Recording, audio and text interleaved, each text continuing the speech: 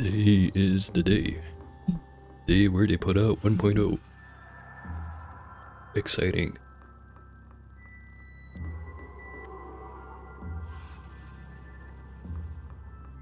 Had plenty of time to think of a build. I think I came up with one.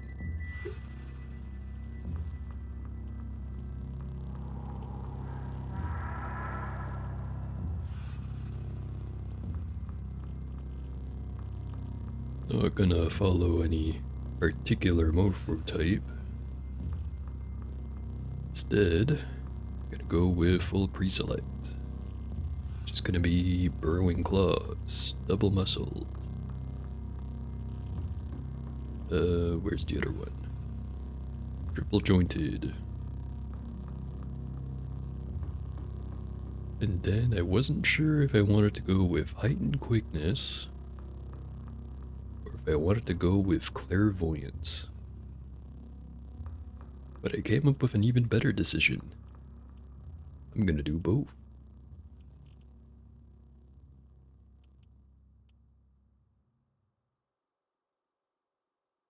Just have to pick which defect I want to go with.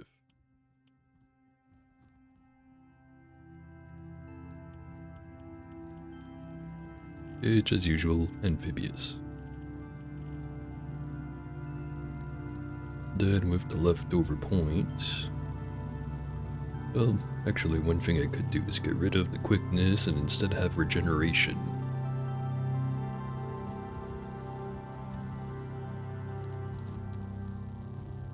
But yeah, I'll go with that. And if it doesn't work, we'll switch it the other way around on the next character.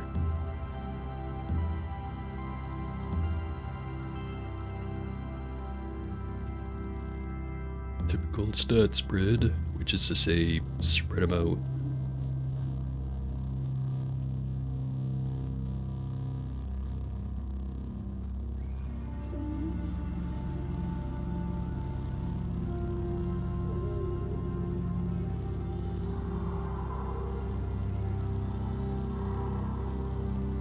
I think this should be good enough. Now the most important part of character creation, picking a name.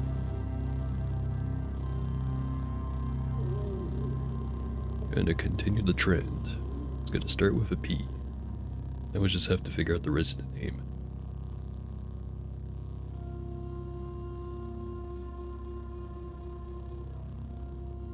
This guy is gonna be called Poncho. He is going to start in Java because they changed it.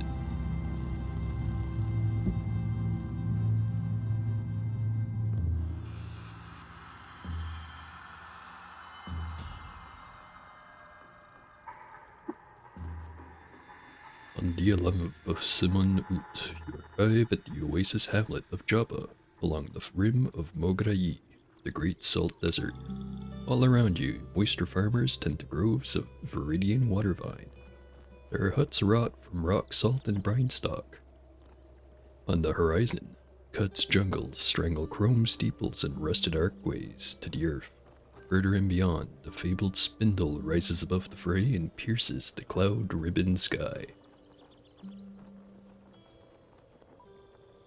Alright. Let's see if there's gonna be silly things happening. Looks normal.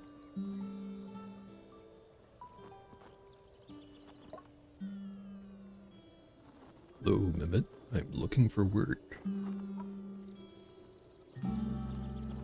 Something is eating the water vine. I will go look for it.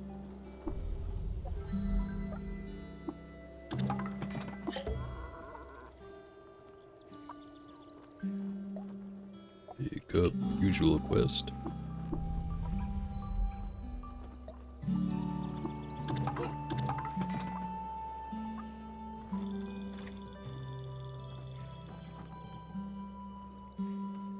Getting very lucky with the reputations.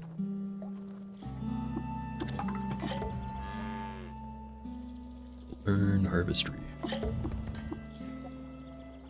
Actually, I probably should have held off on that one. Oh well. Right, engage Auto Explorer. An engraved chair. A scene from the life of Sultan Yupur. Yupur? I'm just gonna call him Yupur. Anyway, while traveling through Shrine province Harava, Yupur stopped at a market in Suzor-Not. At an obscure shop, he purchased a time worm vest and named it Time Worm Yupur Friend. Then he went to a nearby tavern and lost it to a local thief. He cursed the tavern and left Suzor-Not.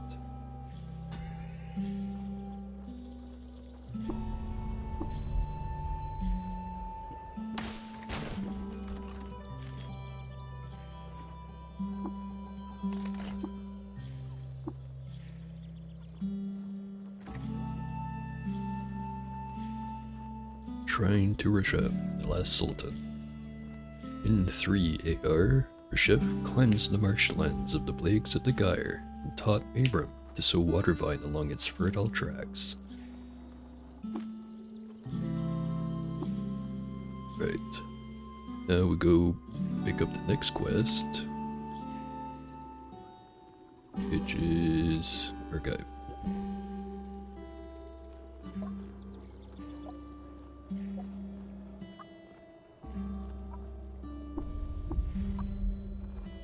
Could hand over the freeze grenade, but want to go exploring.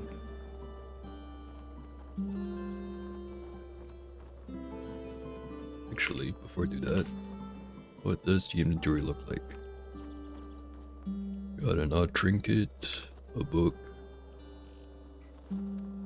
torches, staff, Gyre iron.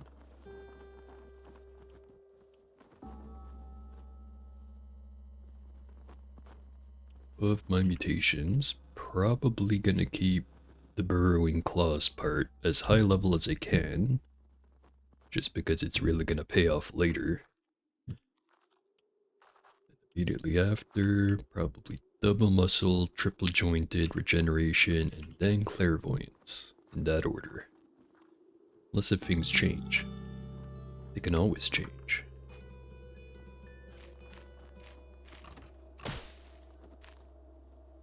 Shrine to Suyudokt, the Destined Compass. While traveling through Kemut, Suyudokt stopped at a market in Mamor. At an obscure shop, she purchased a traveling rifle and named it Travelingicus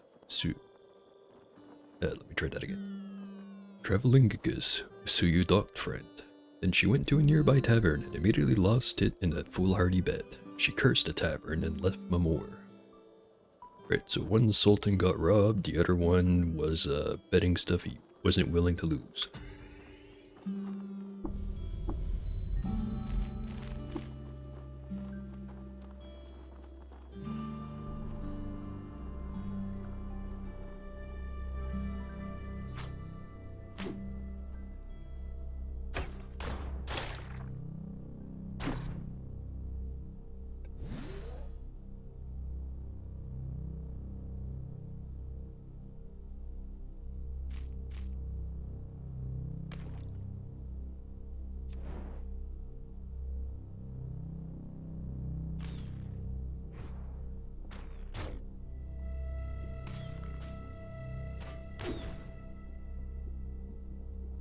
It's time to leave.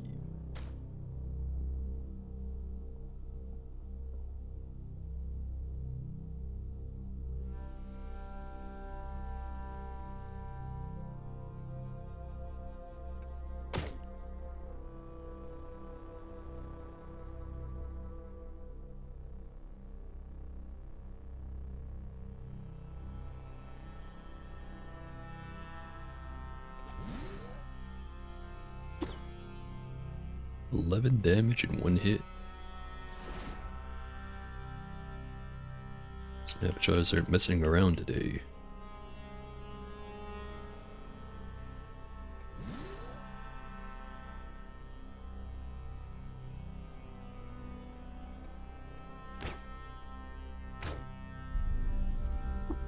farmer.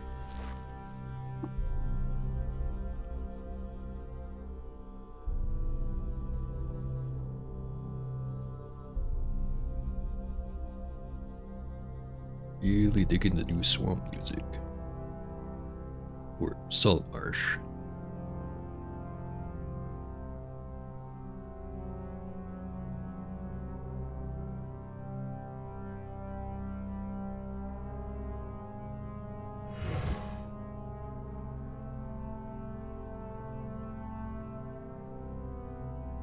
Not sure where the other snapjaws went, but that's fine enough.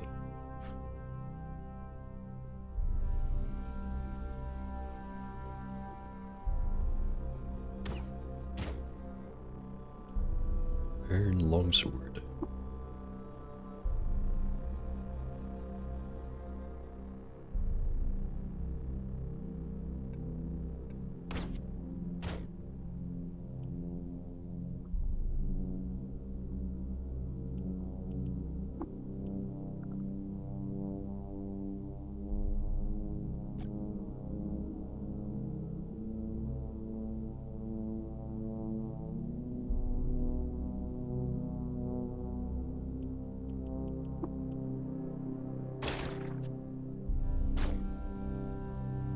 Probably shouldn't move around that fast.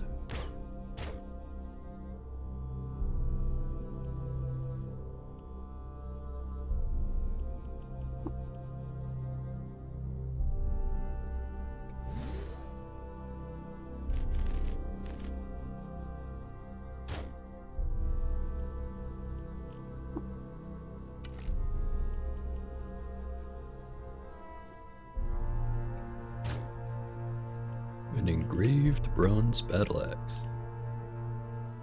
It's an image from the life of ancient Sultan Uqsarshid. In 5055 before Shef, people of Qud learned that Uqsarshid had faked his death by forcing a peasant to impersonate him. Despite reports to the contrary, Uqsarshid was alive and well. He was known thenceforth as the Boundless Spectre. Pretty cool name.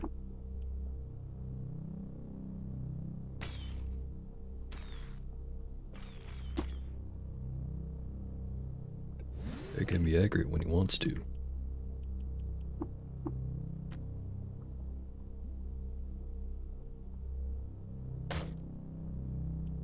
Got a steel warhammer.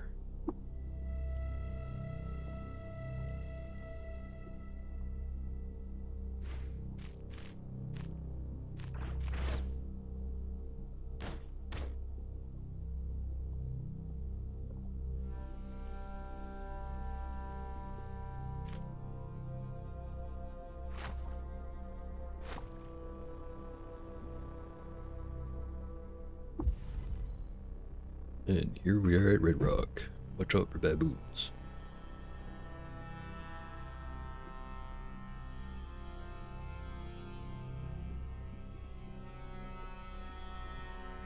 They are.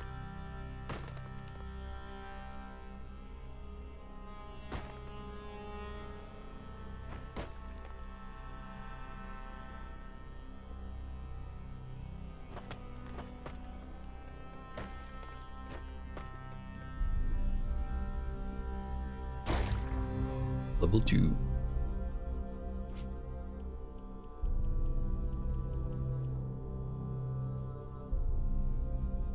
So as a weapon, it's not really going to improve. As a digging tool, it will. And for the next level, it's going to be the same thing. Anyway, should probably take first level into, where is it? Short blades. So you can get a +1 to hit.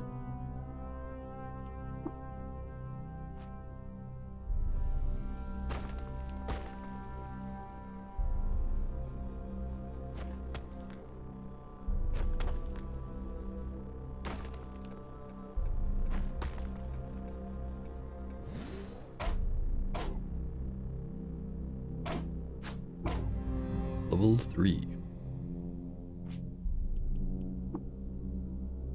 Can't level it up yet.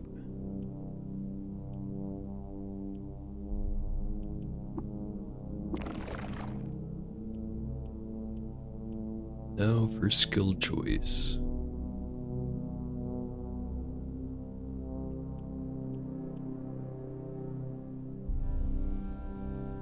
I'm thinking putting a couple of points into intelligence to start with would probably pay off pretty good.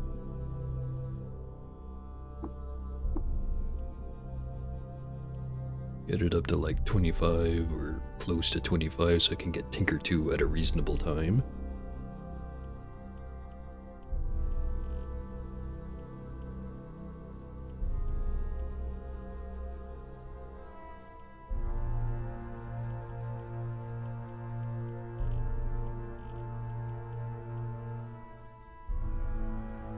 Next question would be, do I get Tinker right away?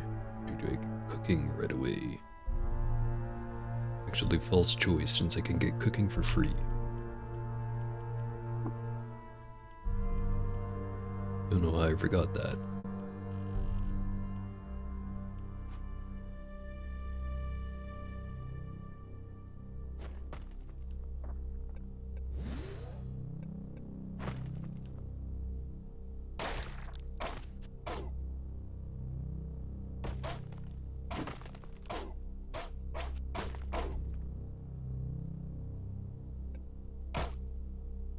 Hulking baboon.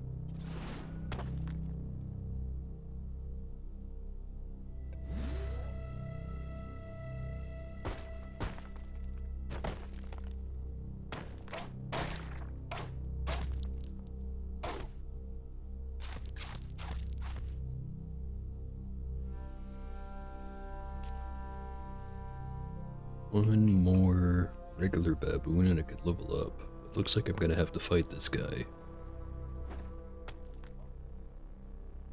Or not. Never mind.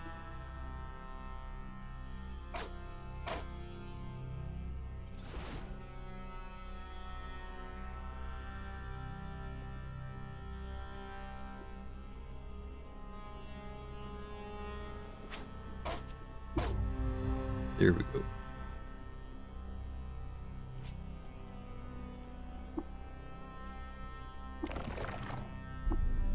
Next level, I finally got a base damage increase.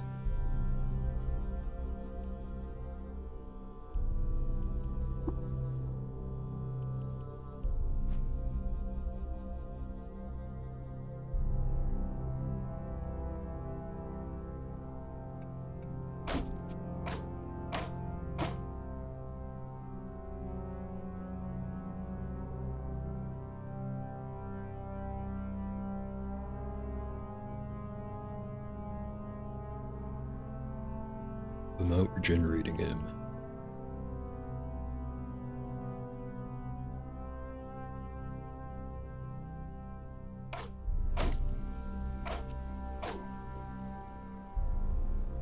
Really need to get myself some armor.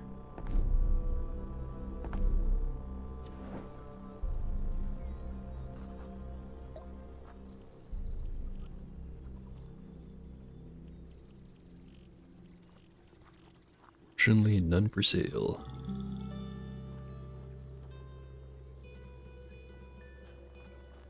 And the UI did the thing again.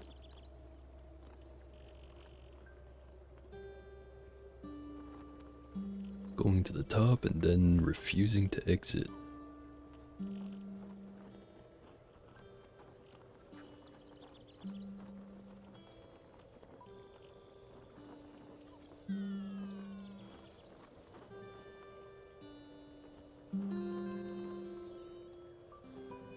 Yeah, I'll hold off on buying anything.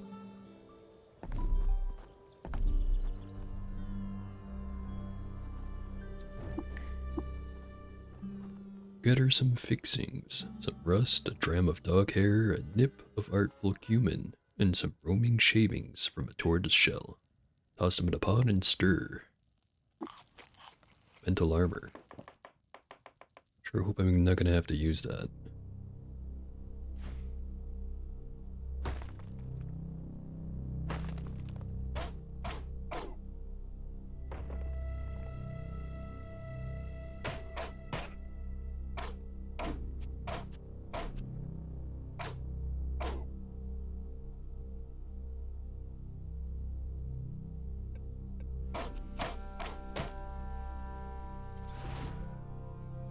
There's a lot of yellow monkey around.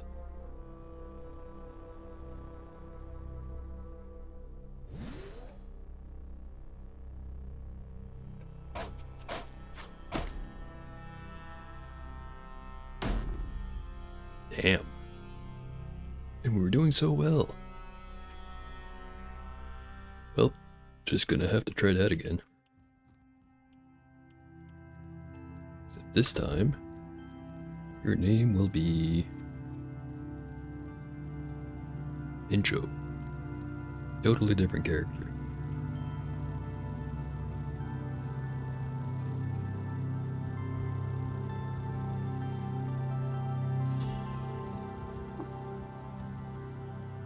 The 26th of Nuvun Ut. We show up at Jabba.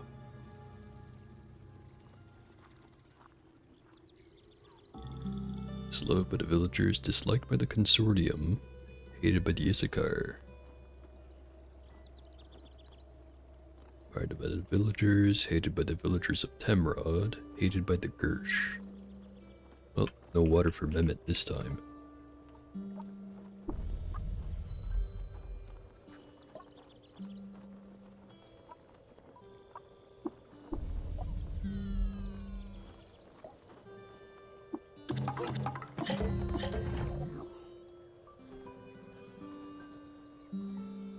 Loved by Jabba, disliked by Bimu, admired by the Mopango.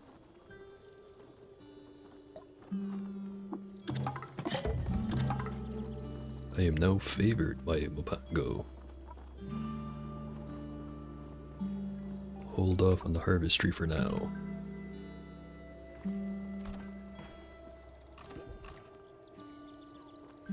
Shrine to Reshef.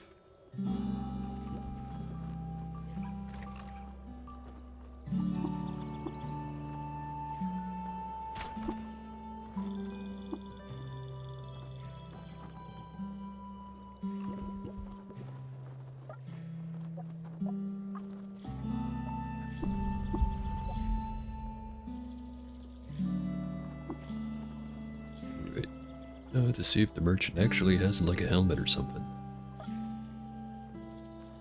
No helmet. Does have lacquered, engraved, and axe. Image of Sultan Meramad II. At dusk, under a curious and coral sky, the people of Tamrippur Morass saw an image on the horizon that looked like a peridot bathed in coral. It was Meramad II. And after she came and left Tamrippur Morass, the people built the monument to her, and thenceforth called her the Coral Peridot. Touching story.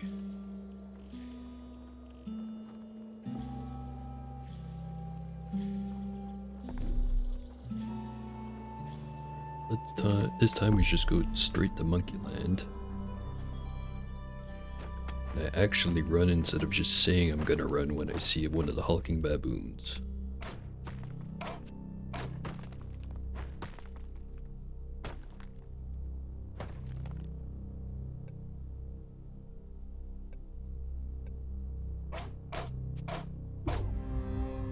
Level 2. Also, I just realized I totally could have ate some of that bark I have in my inventory. Oh well. Oh, there it is.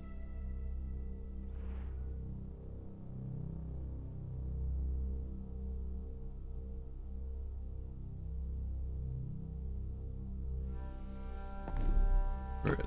Maybe I wander off to these ruins over here, I guess. Discovered forgotten ruins.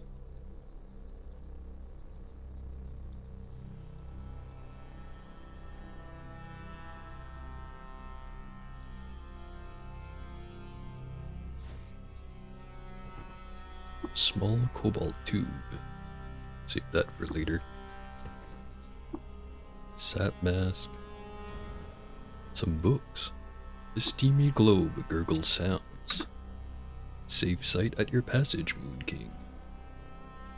Don't call me that. Aggregate mine the likes. for so long in this will idea, but few agree what it is good spectroscopic evidence that humidity alone has any effect in producing thickness. 6. And there was a must-have accessory. For any increasing complexity, other elements and thus selective, and it will reproduce exactly the same plant to the past and forever becoming something new.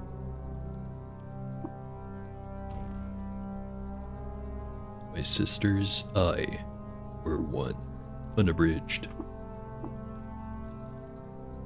One may sometimes meet the statement that every particle of matter could be mistaken for a minion of Woodsprog's.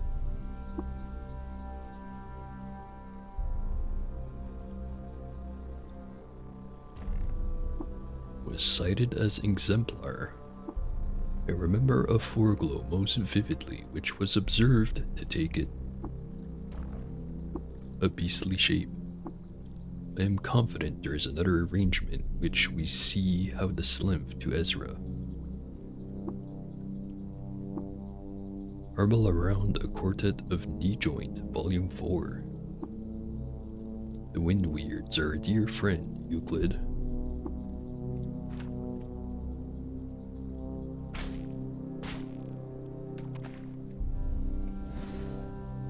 But they can keep the hallway. Actually, maybe I can dig my way in.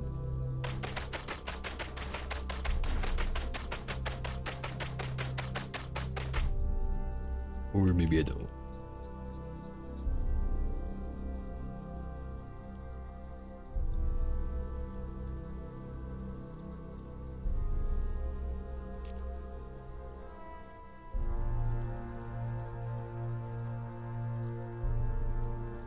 Hey, we must check it out.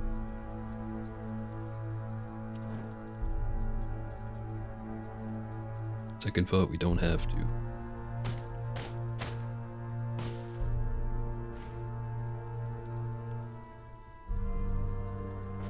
More monkeys.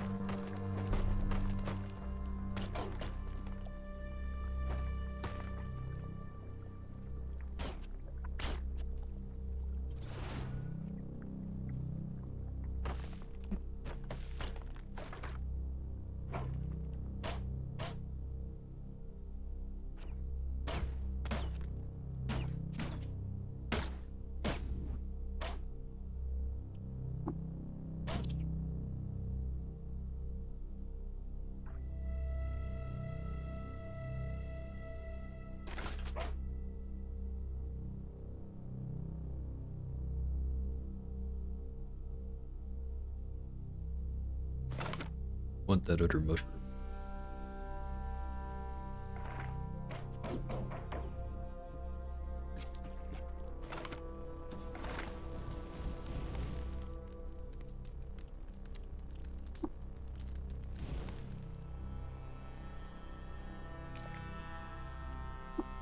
Mushroom acquired. Also, who's this guy? It is bloody, salty, slimy Redius Ushio, the chrome-totted. Loved by the Mechanimus, hated by the villagers of Suppa for ruining the festival of Utyarauts. Disliked by the villagers of Malep for eating all their fruit. What a guy.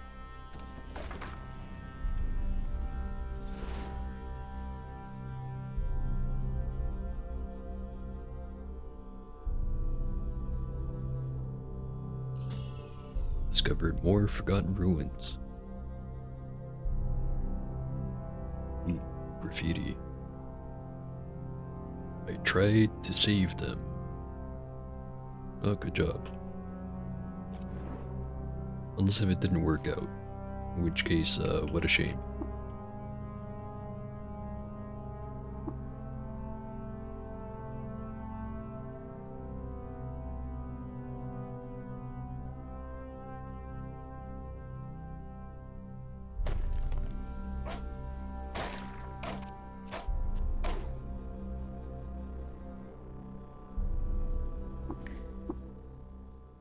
Get her some fixings, a boar tooth, a thorn from a jilted lover, and a gem cutter's feet.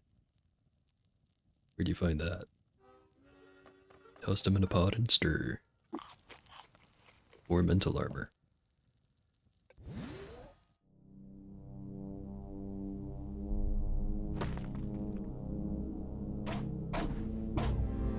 Level 3.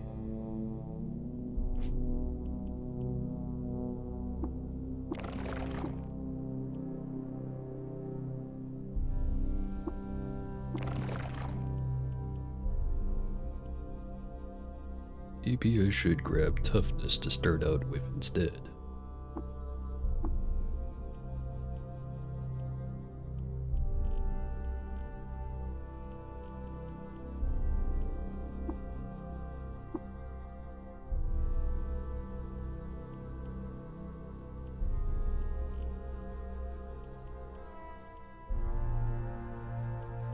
Maybe hold on to my points for now.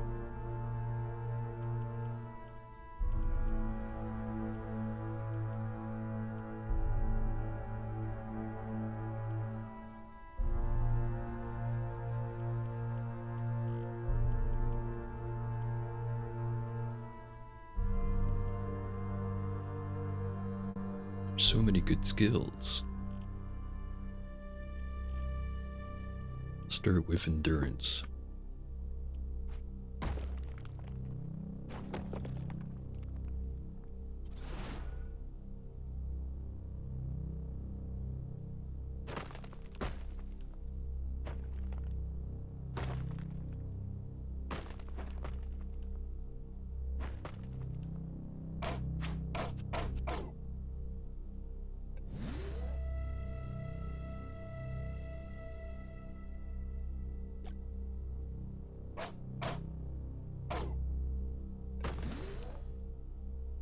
Really have to get me some armor.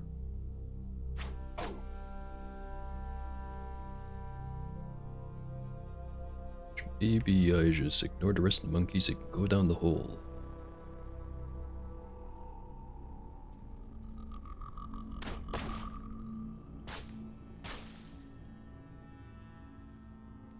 Graffiti Shale.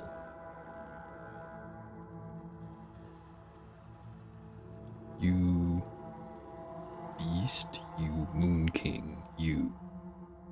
That's what I think that reads. Don't call me Moon King.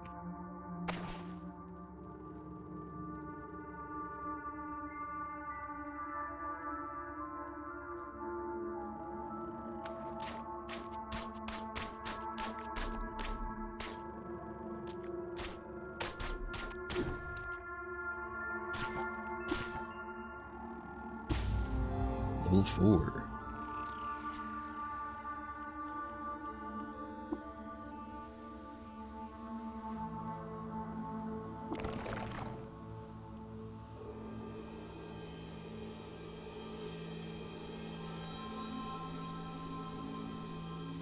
At some point I picked up some strange tubes.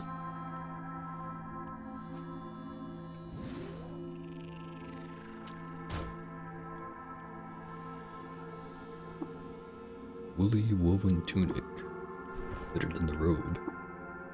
Steel vine reaper.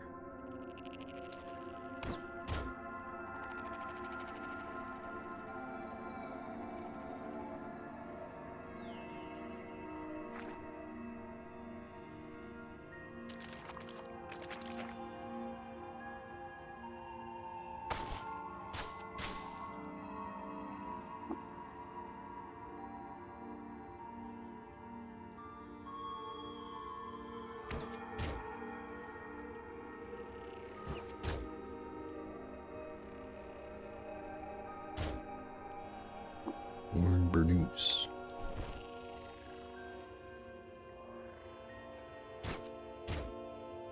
Well, my armor situation's not that much better, but now I have a little bit more dodge value.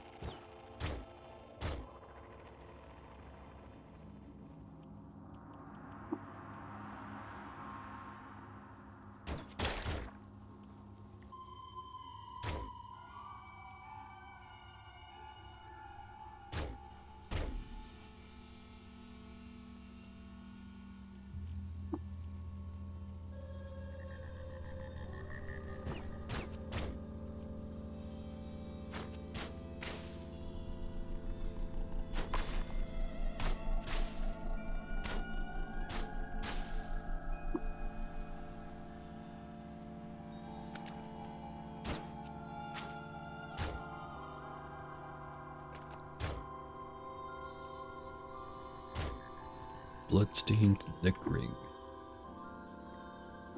At least I won't have to worry about the baboons anymore. Unless if I want to.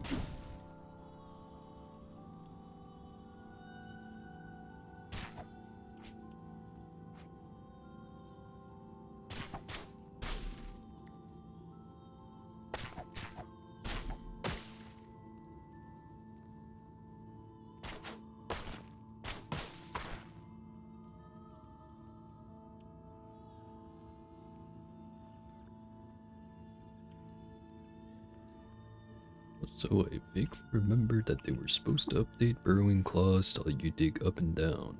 Wonder if that's like only at a specific level. Or if they just decided not to add it because it'd be kinda silly, which I wouldn't blame them, but it would be slightly disappointing. Slumberling.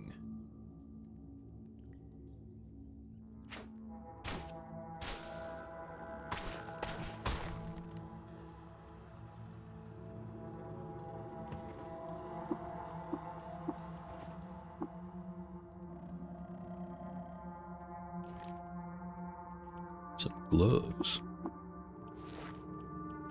And a buckler.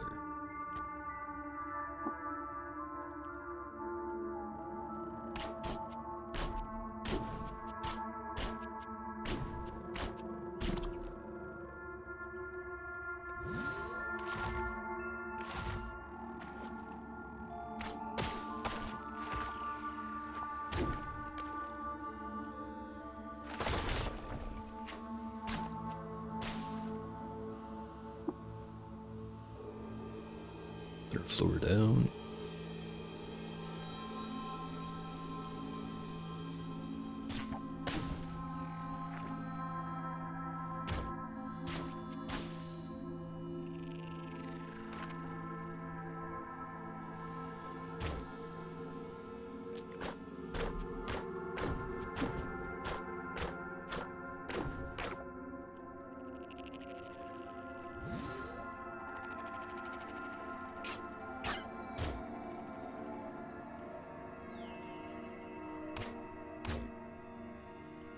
Studded leather armor. Finally, some real armor. A whopping 4 AV. Much better than the one I was running with just earlier.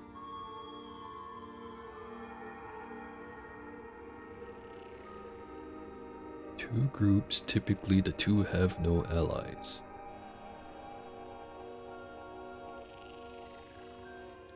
That's too many letters for typically.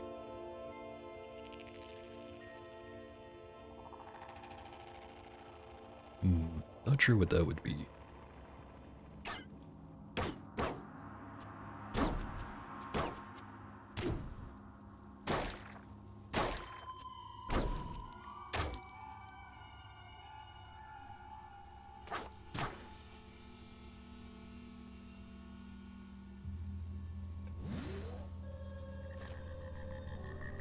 Hat. Some nugs.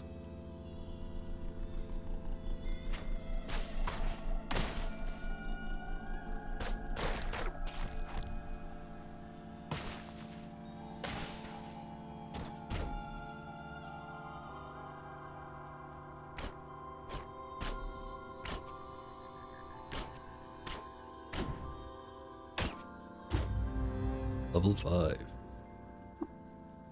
Genome enters an excited state.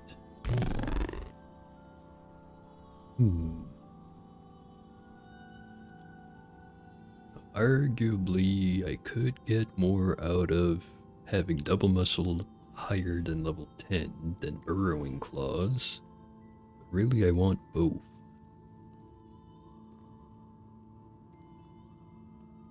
So I'm gonna start with burrowing claws.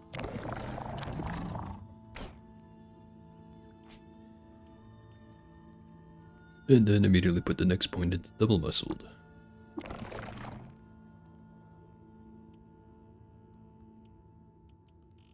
Next up, get tinkering.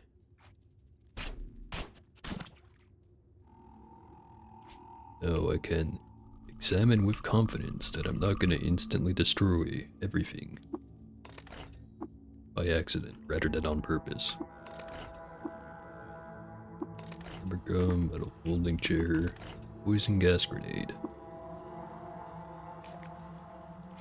Also, I found a slender sun and moon mask at some point. Equip that.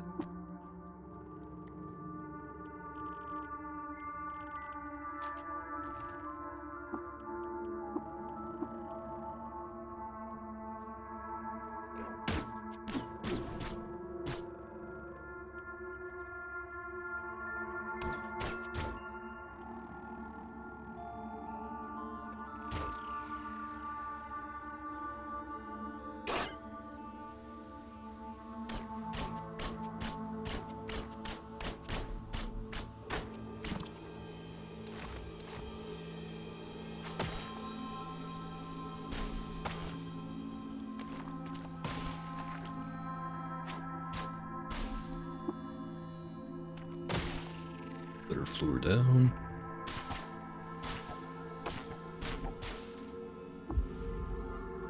We have found the vermin. A wet defanged Gershling. Star orchid saliva pools in the cavities where its fangs used to be. It drips onto pallid leg veins. It shudders in the capture of some pristine ecstasy lost to space and time. And it lets out a proud and piercing whine. Oh hey there, Lux Trooper. How you doing?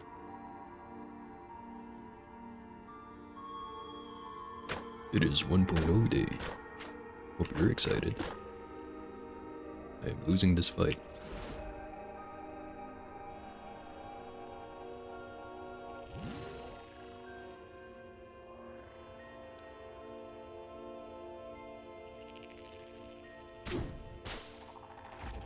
Not sure where it ran off to. There it is.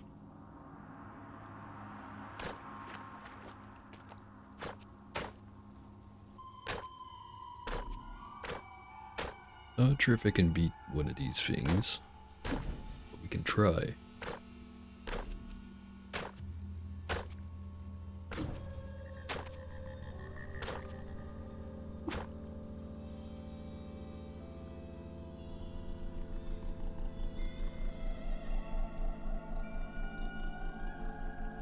Yeah, it definitely takes a little bit of getting used to this kind of game. Just a bit. I mean, really, I'm in no spot to call it easy, considering I already lost one character. The stream hasn't even been going for an hour. Anyway, arc time.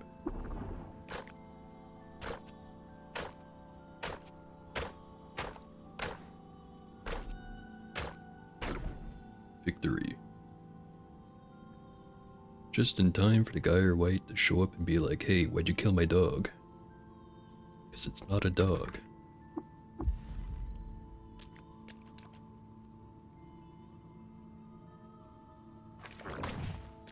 Think I'm gonna do this the long way. Pets are indeed now in, but don't you have to have the, Dromat Deluxe Edition or whatever it was called to be able to have access to those, and I forgot about it.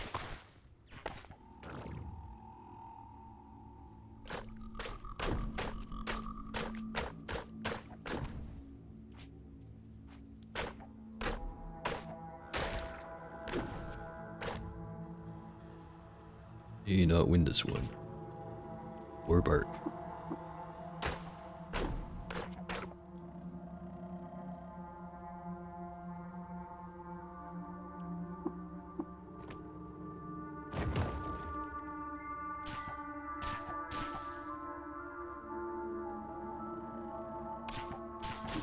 $5. It is fairly affordable.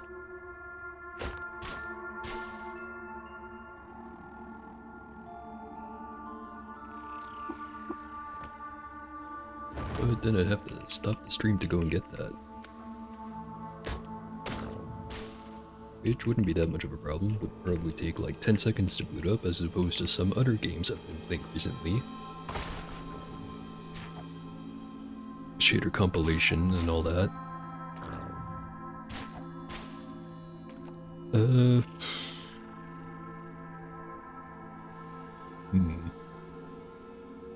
other important thing would be, can I activate the pets on a character that's already started? Do I have to select that at character creation? Because if I can only get it at character creation, then unfortunately I won't be able to retrofit that on. Unless if I can just use the wish command.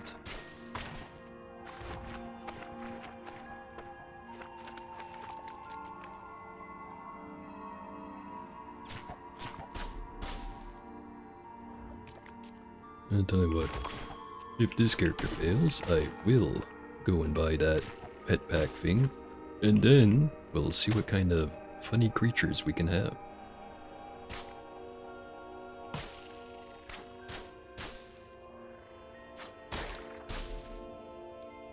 Yeah, from the description you posted there.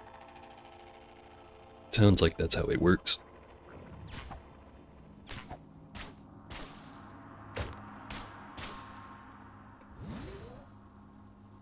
So yeah, if I get slapped in the face hard enough to have to start a new one, I will go and buy the pet pack.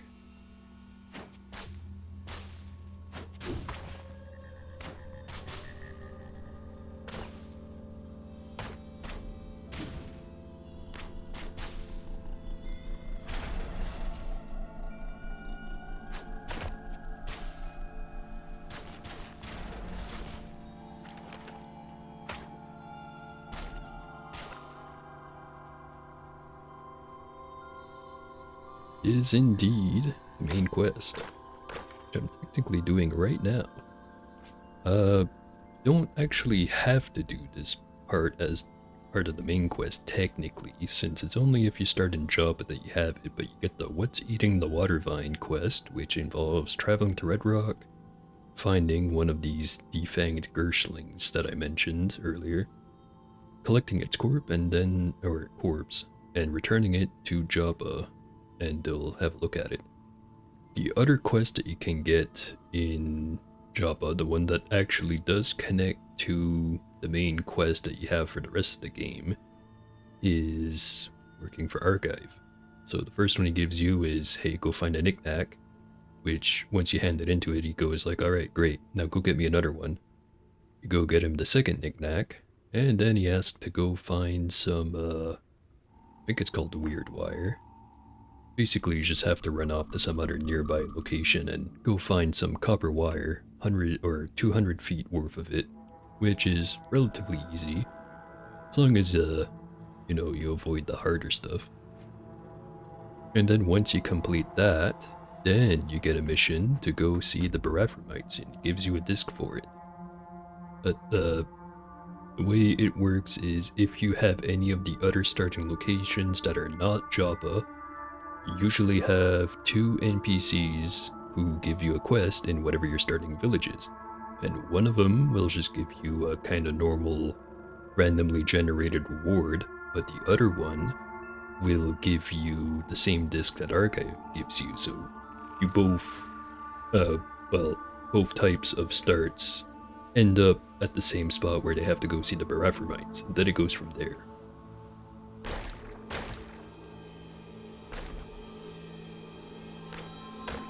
But yeah, there's plenty of side quests. Some of them a little more procedurally generated than other ones. But there is a fixed main quest, which is what they finally implemented the end to with 1.0. Hopefully this guy can live long enough to see it. Alright, this part is explored. Gonna cook a nice meal. Gather whatever you can find. A lion-hearted cracked lens, a noble ichor merchant's right hand, a thorn from a jilted lover, and a painted apricot. Toss them in a pot and stir. The way the map works is the zoomed out map from like the overworld kind of view is always the same. But other than key locations such as certain towns and certain specific ruins and dungeons and stuff, everything else is procedurally generated, so it can be very different from one playthrough to another. So some of it is the same, most of it is just gonna be similar to other variations of it.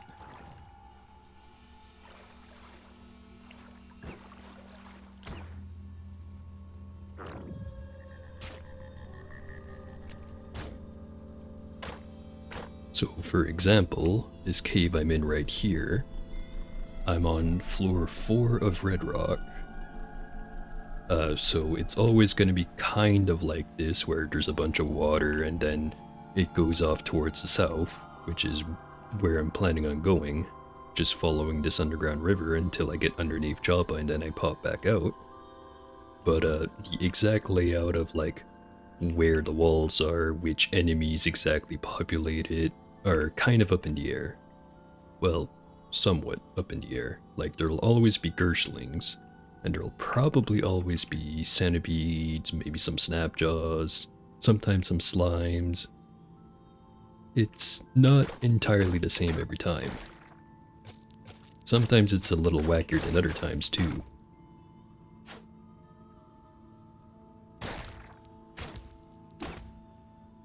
HP is low.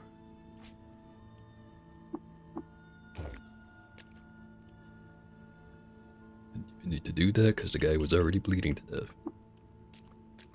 Whatever. Nearly at level 6.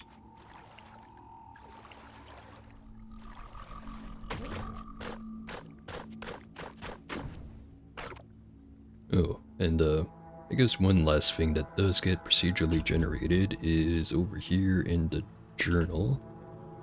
You have the history of the Sultans, which right now I only know about 2 of them.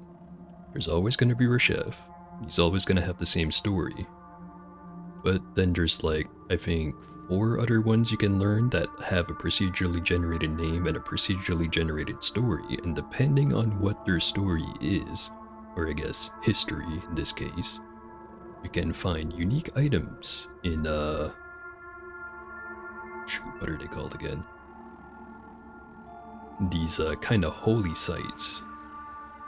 And yeah, depending on the history of the Sultan, it'll be a different cult formed from different members that inhabit the historic site, and there'll be a different big special reward at the end of it.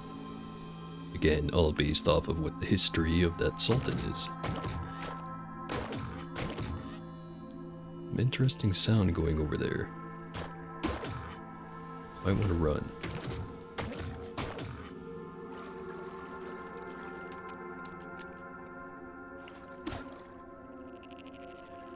A slug snout.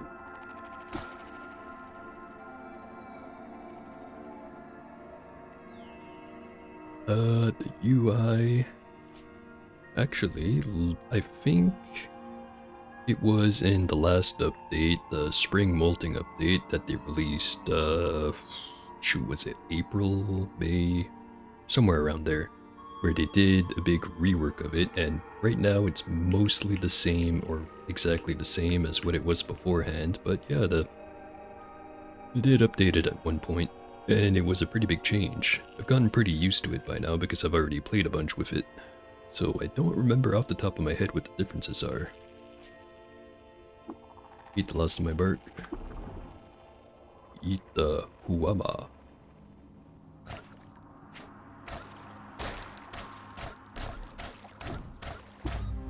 Level 6.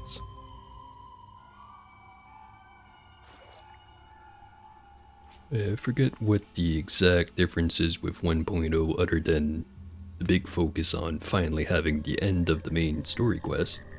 There's a bunch of other small changes, like they finished up adding the description of everything, and they fixed up the description of all the activated abilities or mutations and stuff like that. So a lot of polish, also to go with some new content.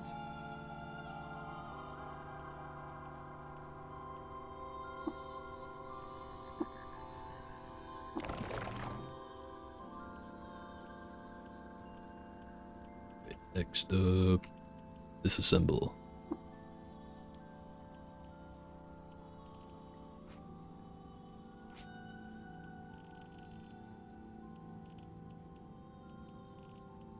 Get rid of all the scrap.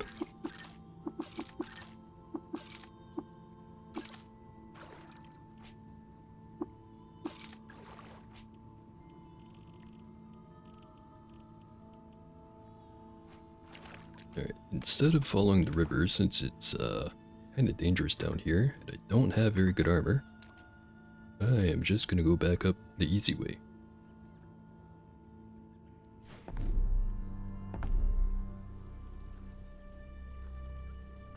Oh yeah, one thing that they absolutely did change with 1.0 is they added new music for the marshland. I'm gonna just hang out for a minute here and listen to it.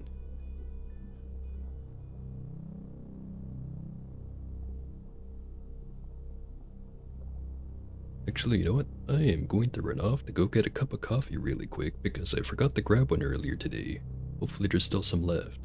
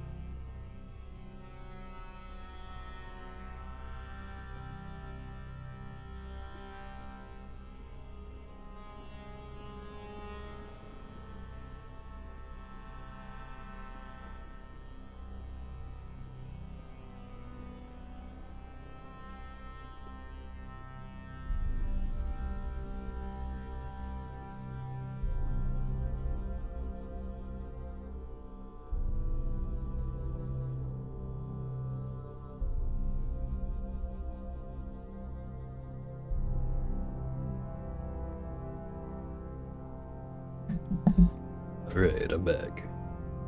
And I was lucky because there was coffee left.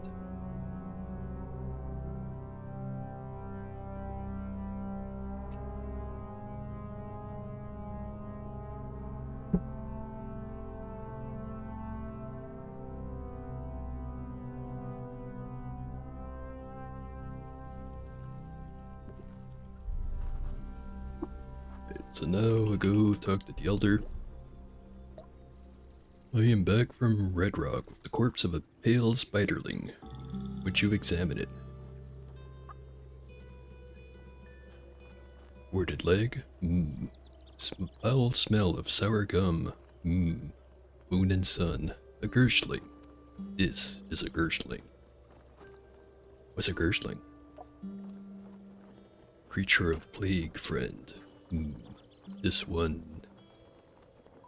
one covered in slick and muscled out the bilge hose of sleeping Agolga in the cave under the cloaca. But here, Gershlings this far west, there must be hundreds for one to reach.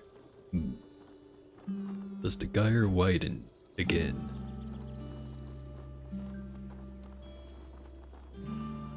Creature had his fangs removed. Oh, a gyre white? Must be. They bind the teeth right up to their own gums to make a show for the Gersh Nephilim. Nephilim. Seventh plague. Gersh titans born on the moon stair and quickened to life to eat our young. Sultan Reshef drove them back a Chiliad ago. Away to slumber. Do they rouse? Sorry for the bad news. No, friend, your finding is rich in value to us. We are poor farmers, and sharpen our vine reapers is all we can do. But others, perhaps more. Take these prickly boons as thanks. I will not soon forget this, Pincho. Leave me now to muse kindly. Or to muse kindly. Live and drink. Got a bunch of injectors. Hooray.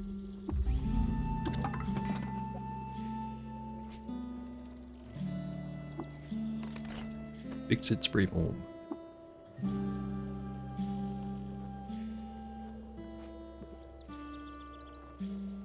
Merchant have anything to sell now? It's still the same old crap. Though I could buy a toolkit.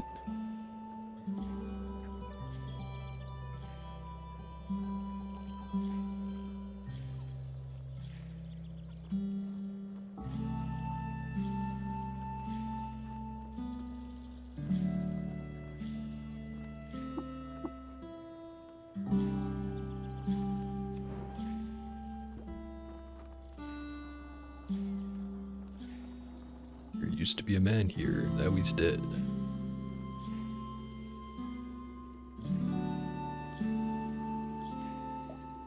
Hey Archive, I found you a knick-knack.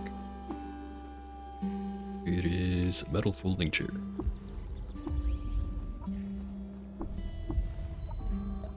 Next up... No, I did promise that guy that I'd bring this salt mill all the way to the desert, but I'll just find another salt mill.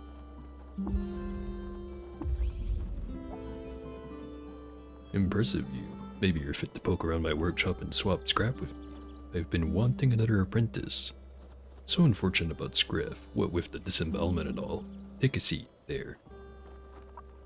Now, screw the nut on the bolt, explanation. I'm on the cusp, you see. A grand discovery. The weird wire conduit is near assembled, and once it is, we'll be able to chat with anyone in instant time. From here to the freehold, but before I can finish, I need wire. As much as you can find. At least 200 feet. You should be able to scavenge it from the rust wells. I will fetch the wire.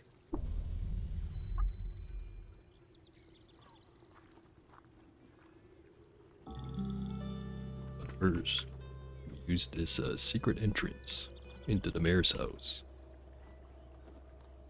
To go the other side of the mayor's house so I can eat some food.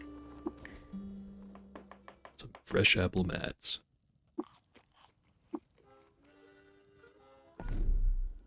Alright. Still fairly fragile at just 4 armor value with 41 health. Just realized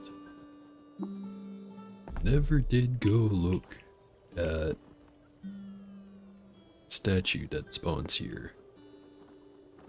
There it is. Shrine to Naradokt, miniature born. While wandering around Beersheba, Naradokt discovered Dalep Cave. There she befriended Beetles and built a glass gazebo. Now know the location of Beersheba, which is right over there next to the rust wells. It is in the desert canyons, however, so it might be a bit dangerous.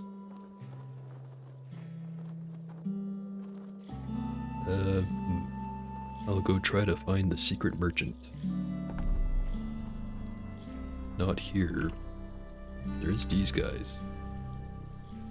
Gaka Gaka Namanat, or Namagat. Quick Skipper, legendary fork-horned gnu. Or gnu. It's not Unix. Loved by antelopes, disliked by the villagers of Malep for slaying one of their leaders, and disliked by highly entropic beings for leading a raiding party on one of their camps.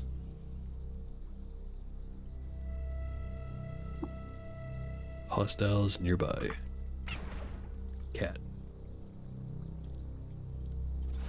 Time to run.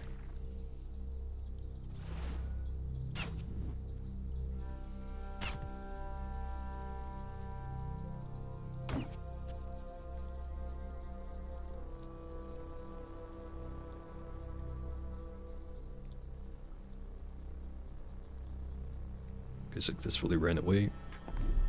Yeah, I did. Center of this tile. Out here. Out here.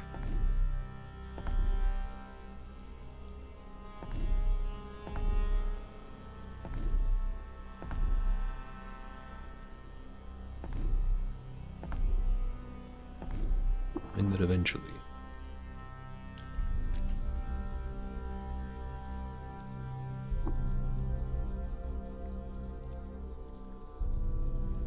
Some stuff at this place.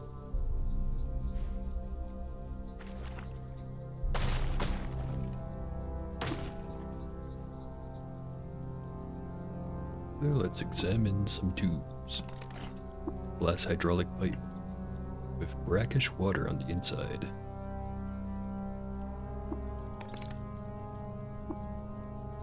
So our contraption also has brackish water in it. It's a fusion pumping station. Isn't that supposed to have algae in it? Whatever.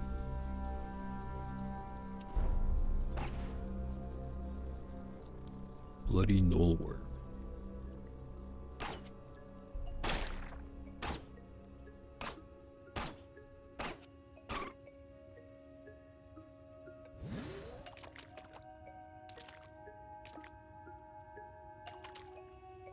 What is this place?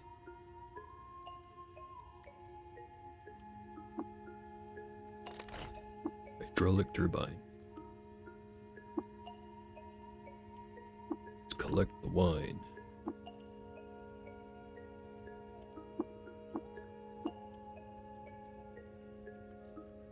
Statue to Khrushchev.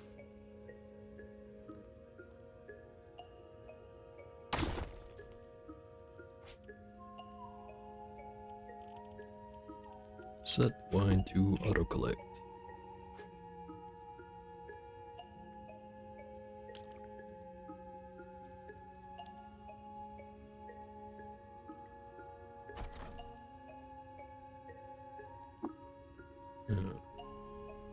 This is weird. Almost looks like this should be some little town or something, but there's nothing but bones and debris.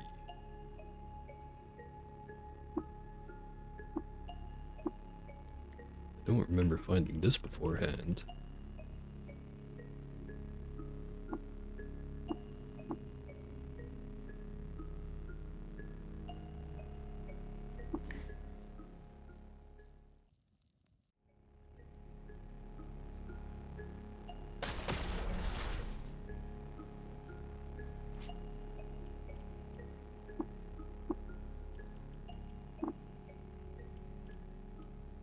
Let's talk about it. Probably don't need to auto-collect oil. Probably.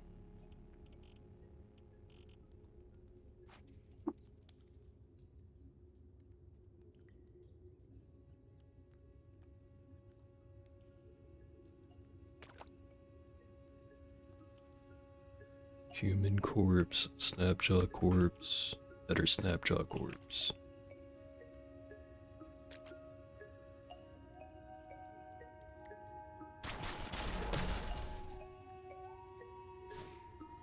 Strange place.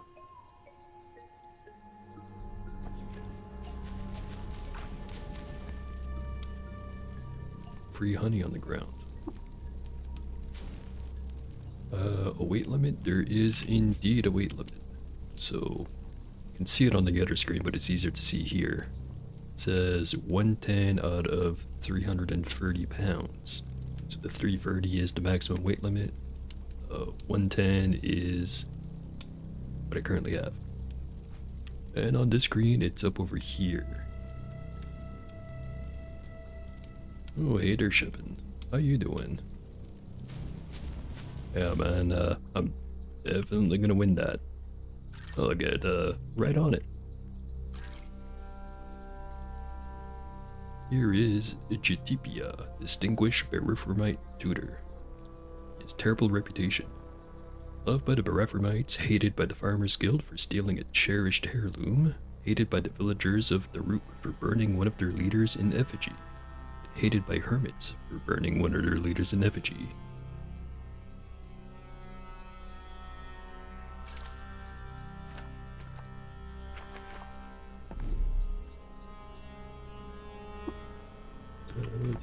center of the tile. Find that secret merchant eventually. Tromad Caravan. Oh, hey, we have new tiles.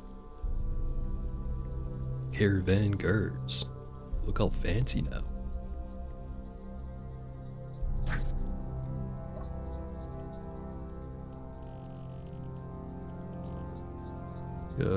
Needs car banner, leather armor.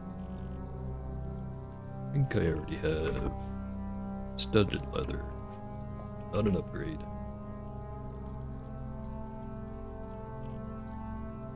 Could buy a musket, but I'll probably find one for free eventually.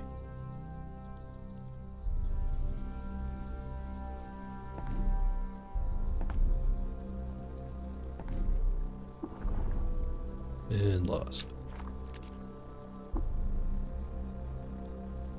No longer lost.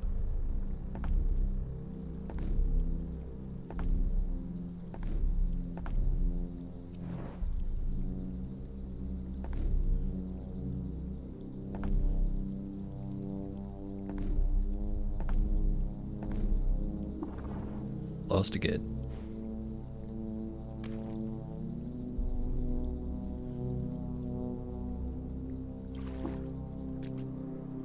Oh hey, who are you guys? Oderail Memphigai, Fatal Boy.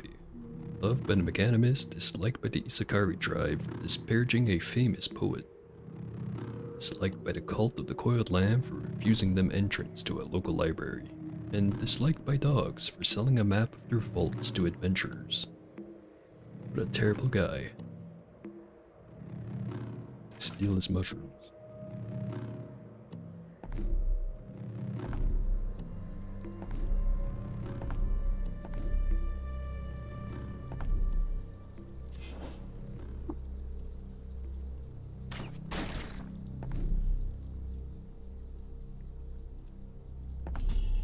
Discovered coronal quadrilateral mish.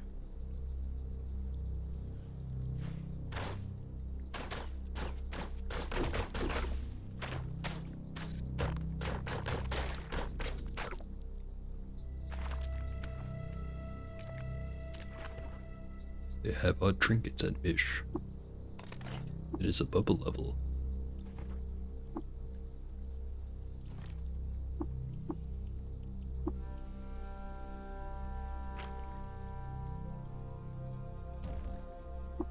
It cannot be else, or I cannot be else. A profound book. Shrine to Artashir, Charmcaller. One auspicious day, a gambler found a babe with a fateful vessel of the fates in each hand outside his gambling den. He and his fellow gamblers adopted the babe and named him Artashir. A fateful vessel of the fates.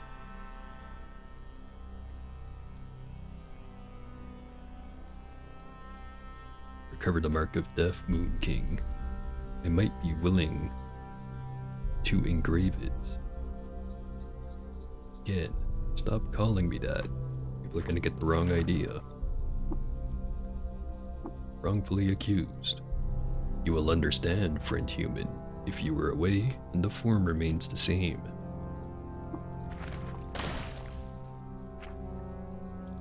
Shrine to Artashir, Charmcaller. In 4383 BR, Artashir, Charmcaller, died of natural causes. He was 120 years old. Had a good run.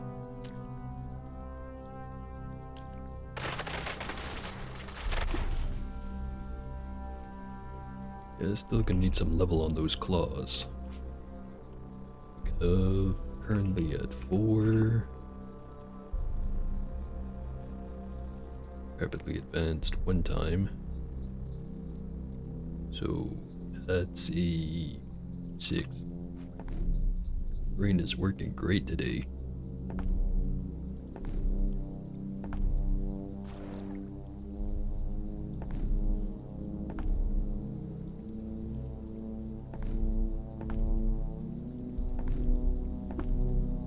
stumble upon some flattened remains.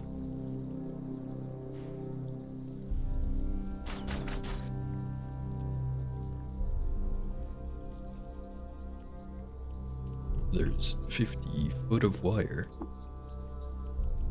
some boots, and a warhammer.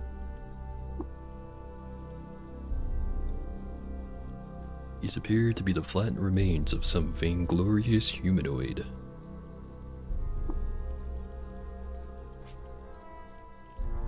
Had some broken, strange tubes on them. What could it mean? Crayons.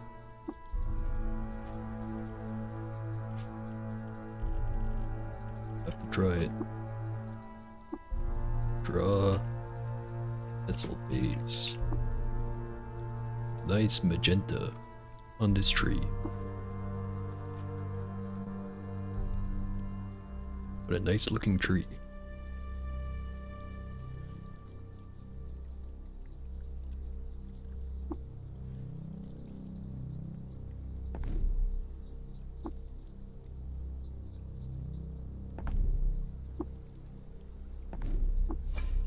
Discover a lair. Let's check it out. Lair of Textultehua, legendary croc. Level 7. Hooray.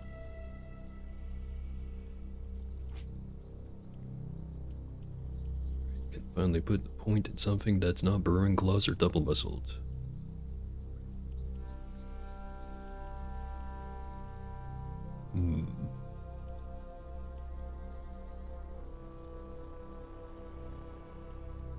Yeah, triple jointed.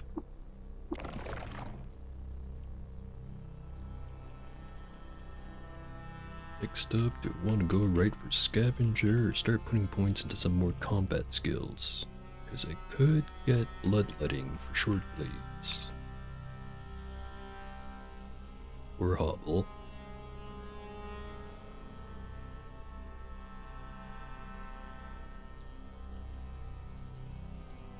And bloodletter's probably the choice. Get scavenger next.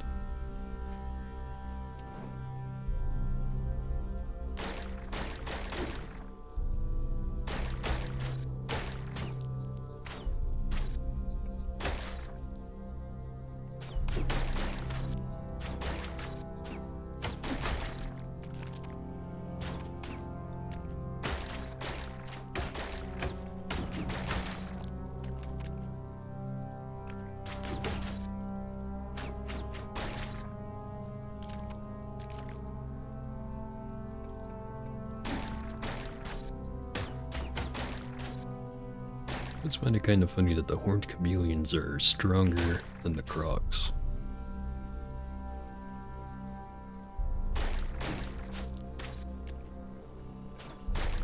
I guess it kind of makes sense because horns are kind of ridiculous as a mutation in this game.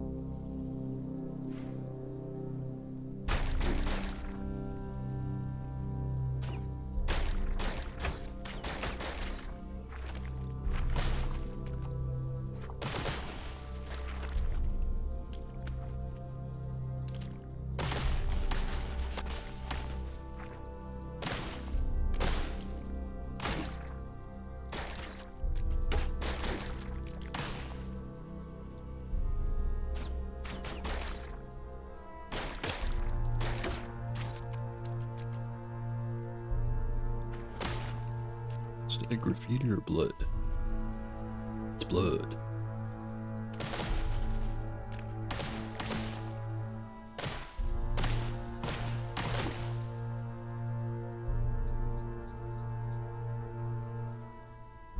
Well, one part of the Russian so quickly thing is Auto Explorer goes pretty crazy. The other thing is I am pretty confident that the strongest thing here was those horned chameleons I was complaining about. Everything else here is salamanders and crocs. Which now that I have 4 armor value and have decent weaponry with a couple of skills and short blade stuff, I was pretty sure I could take him on. And looks like I was right.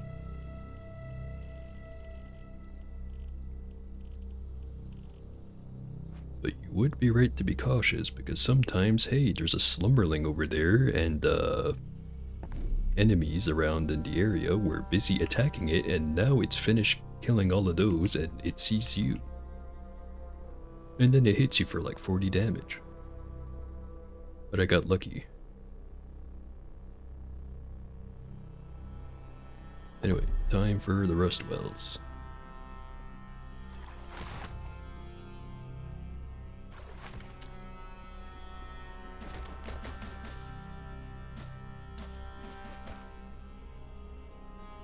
It is tempting to just run all the way down there, but I can already see a slug snout in the middle. At least I'm pretty sure it is.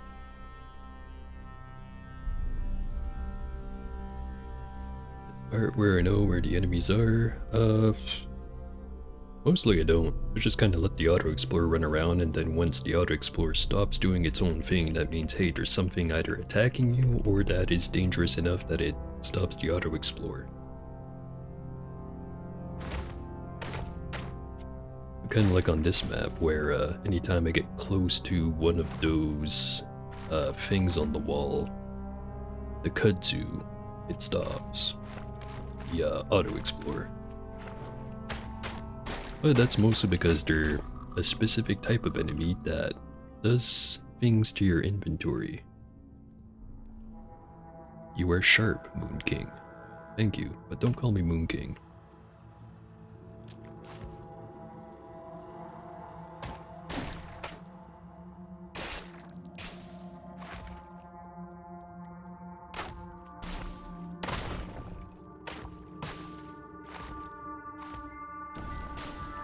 Yeah, that one was fiery. Good thing I'm indestructible. Anyway, gather some fixings, a lenient chimscale leaf, an eminent diaphanous wing, and a smidgen of scrap electronics. Healthy.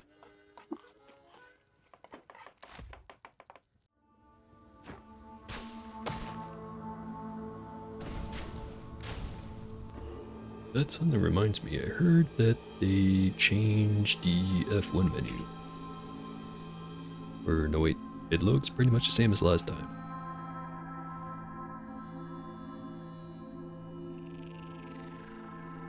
But yeah, if you're ever wondering what some of the keybinds are, or like useful things to know, click F1 and it'll tell you everything. Or most everything. It's kind of a lot to absorb in one go, so don't feel like you have to memorize all of it before you can even touch the game.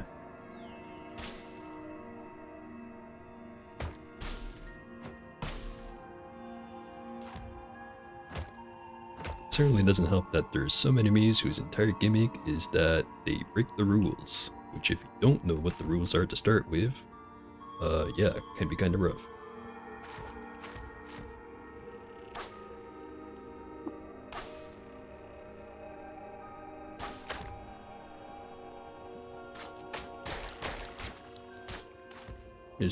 It may look like I know what I'm doing for the most part, but really I'm just kind of doing the AI evolution method of playing the video game, which is to say, I have ran into a wall face first many times because of Auto Explorer to the point where I now just kind of go by vibes and it sort of works out.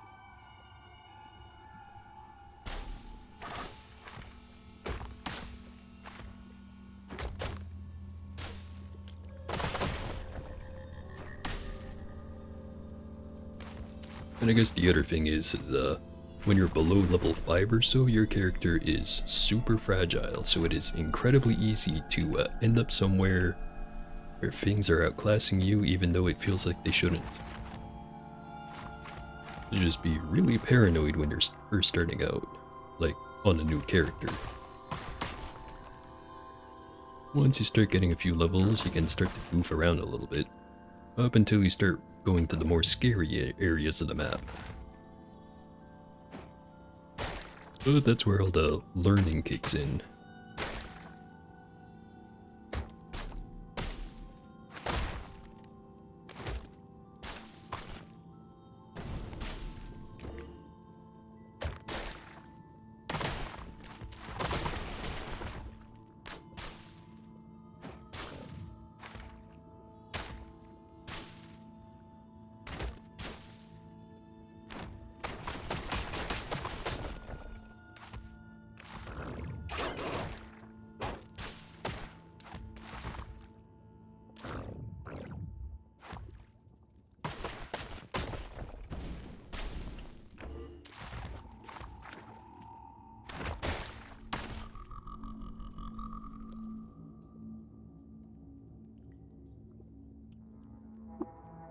This is an electro bow.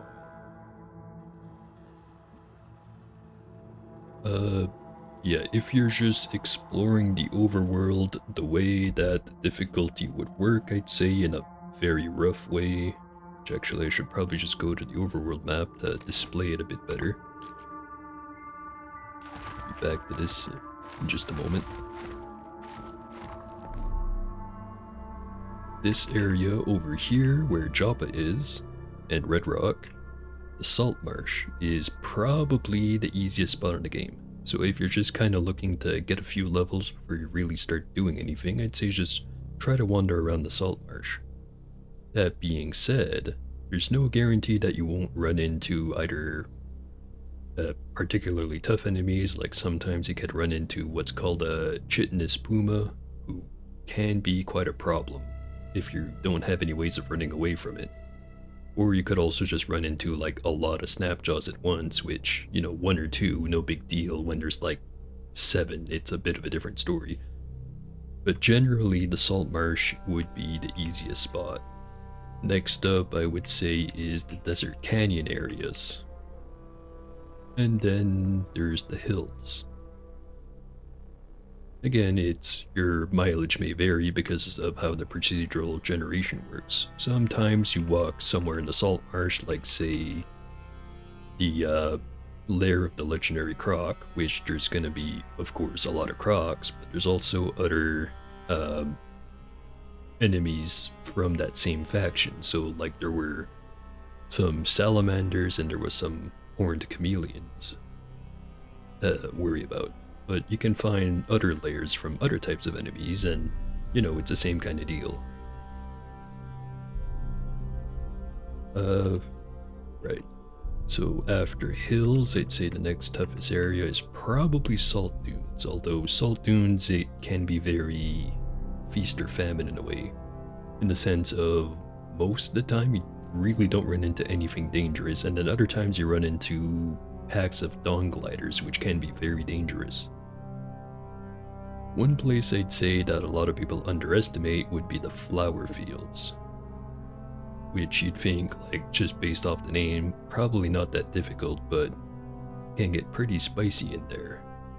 But you can also find some pretty good loot, so it's not entirely a bad idea to risk it if you think you can run away from any problem situations.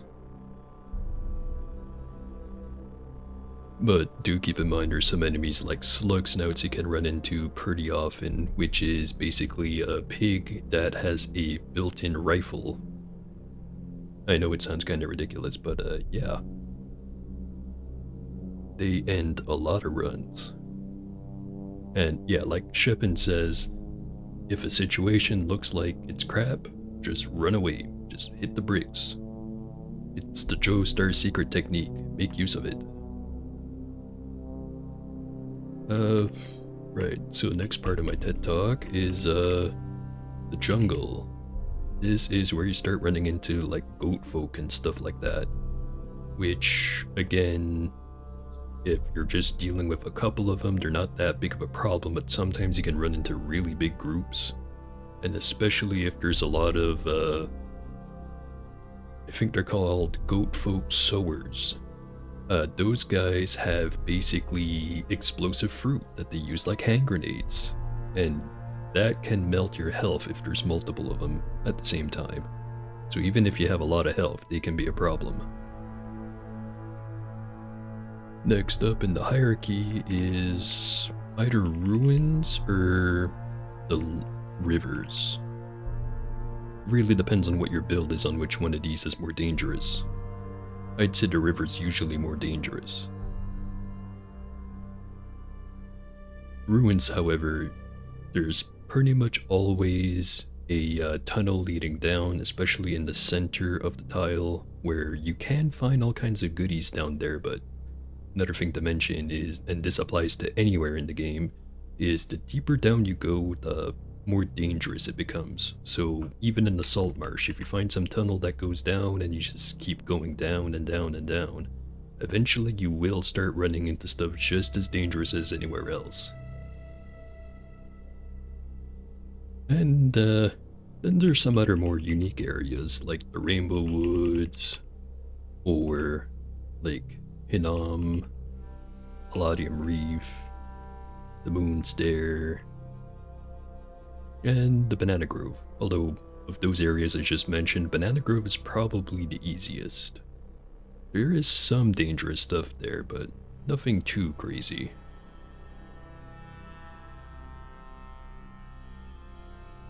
And another kind of general thing is the more east you go, and the more north you go in some instances, the more dangerous stuff you run into. But it's also just procedurally generated in a way, so even though somewhere is generally more difficult doesn't mean it will be. Sometimes it's easier, sometimes it's a lot more dangerous. Just kind of have to spend some time looking around, seeing what you run into, instead of just immediately trying to beat everything to death that you run into, especially later in the game. So you start running into enemies that can adjust your stats if they hit you.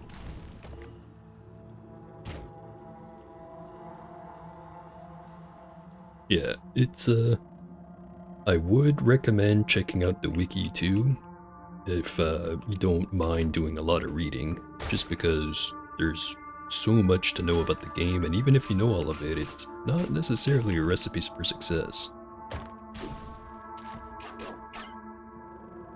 And the other thing is I know it's a lot of information to take in, so it doesn't hurt to have somewhere that you can go and reread all of it later down the line.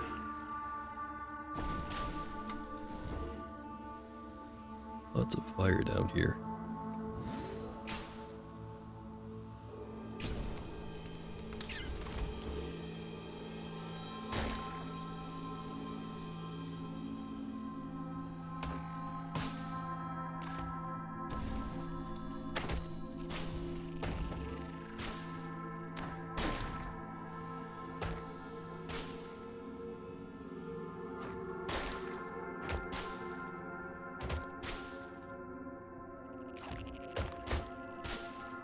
Oh yeah, and I guess one last piece of advice I would give to someone who's new is I'll have to save and quit to show it off. But if your character does die and you just want to start immediately away with the same character, select whichever mode it is you had, so like Classic, Roleplay, or Wander, like whichever one you wanted to play, and then you can go here at Last. Replay the last character you played.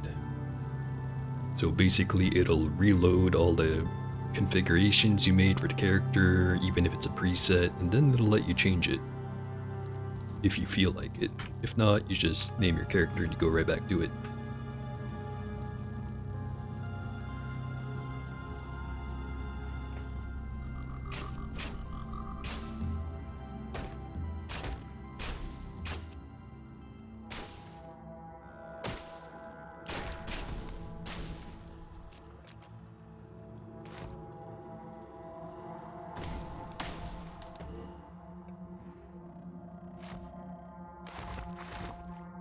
Just one more level to go down and I can go fight that pig.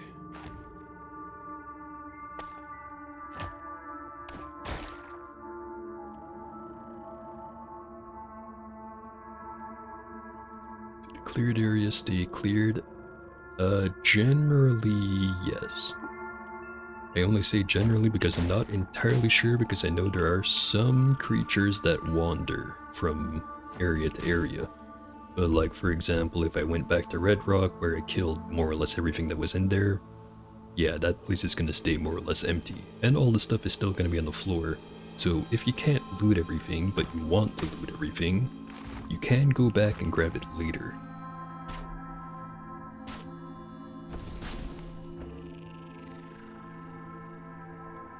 Not sure if the same applies to like towns and stuff, because I generally try not to, you know, have too many casualties in the crossfire. Would be the nice way of putting it. But I think for the most part, there's not that many things that respawn. Glad I can help out.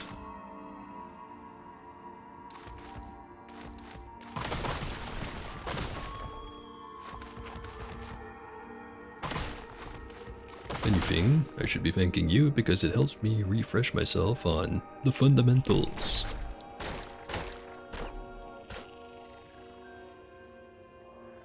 Because I have, on many occasions, repeated mistakes that I should not have been repeating in the first place.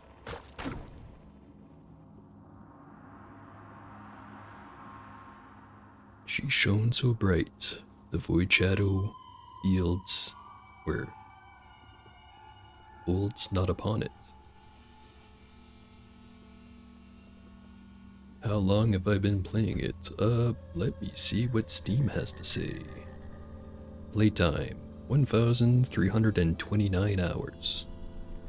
Although, I would say maybe a couple hundred of those were just me leaving the game open in the background.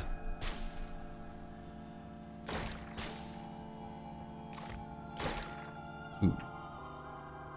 That is a salt hopper.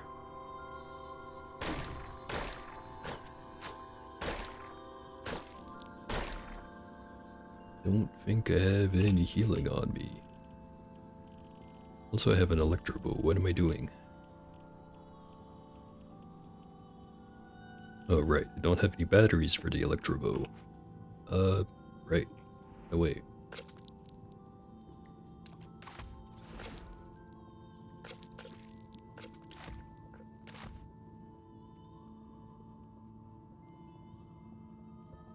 Right here, and meditate.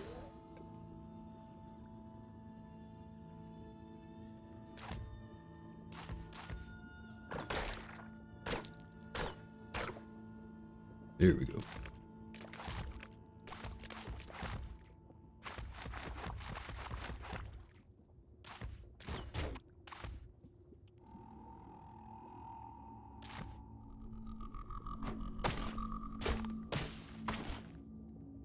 So I know I already said one last thing, but here's one other last thing.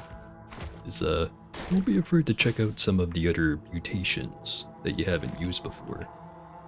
Because even ones that you tried before and don't really work out, sometimes it's just you have to have the right combination or the right stat allocation to really make it work.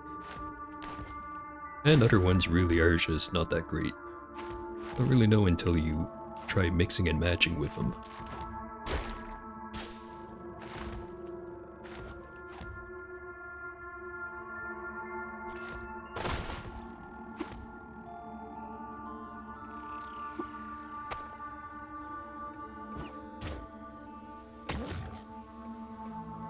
Slug Snout is shooting at me.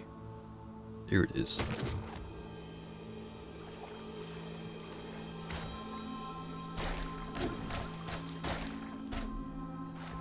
That's taken care of.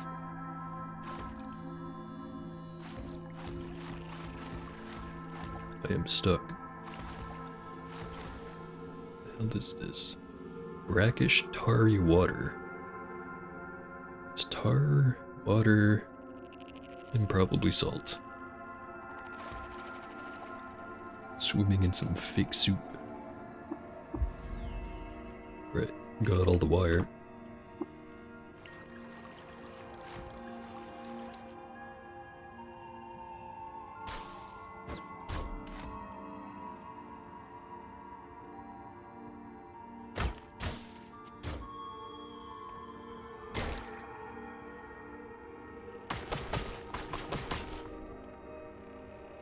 Now that's graffiti.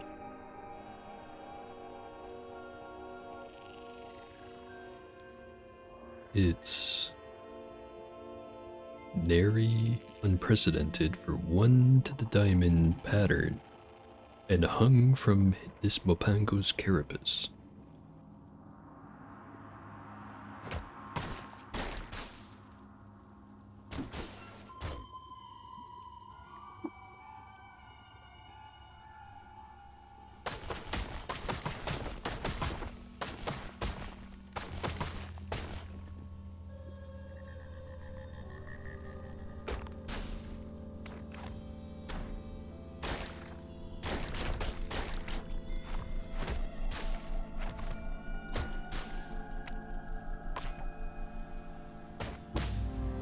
Level 8.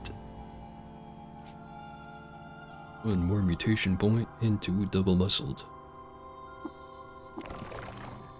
Now I have 23 strength.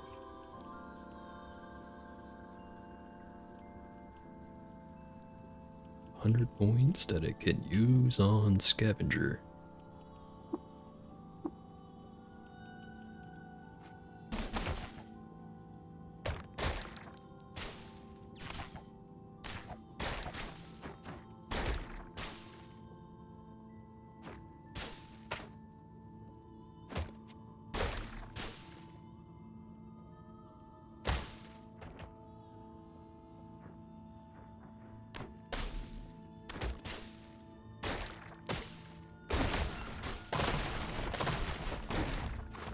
Now high enough level that I can just auto-explore most of this.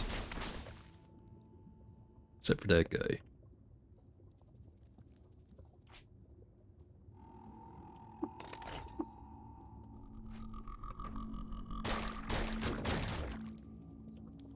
An amber tip staff.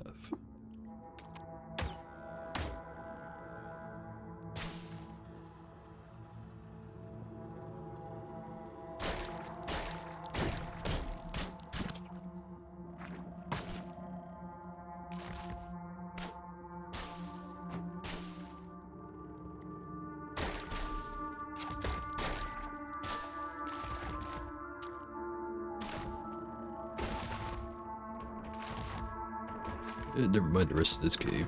Let's just get out of here.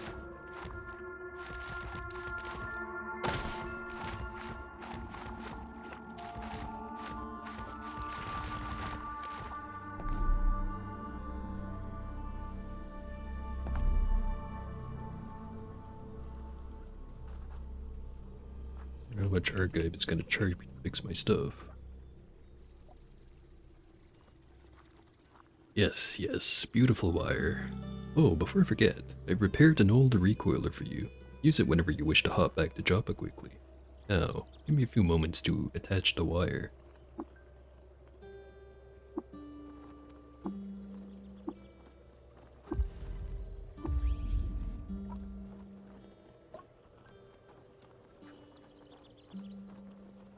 Ooh, it's got some good blueprints. Too bad I'm broke as hell.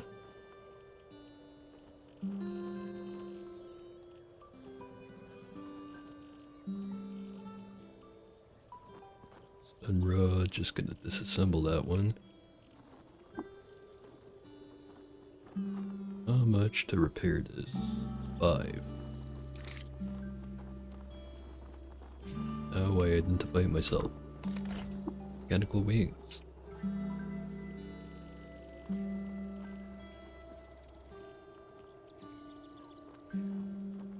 How do I know how what these items do?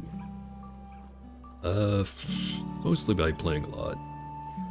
Thing is, with weapons in particular, like say this amber tip staff I found, it's mostly because I play a lot of cudgel builds, and this one actually is a pretty good early game weapon for cudgels. Doesn't have a particularly great strength bonus cap, but it does have 3d2, which is better than most cudgel weapons you're gonna find for a while, and it's got a +1 to hit. And generally, the more expensive something is to trade, the better it actually is, although that's not entirely true sometimes.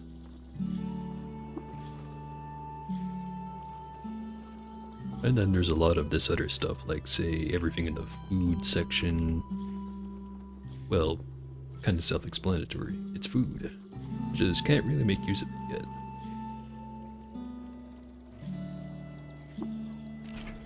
yet. And I broke it. Archive, can you fix it again?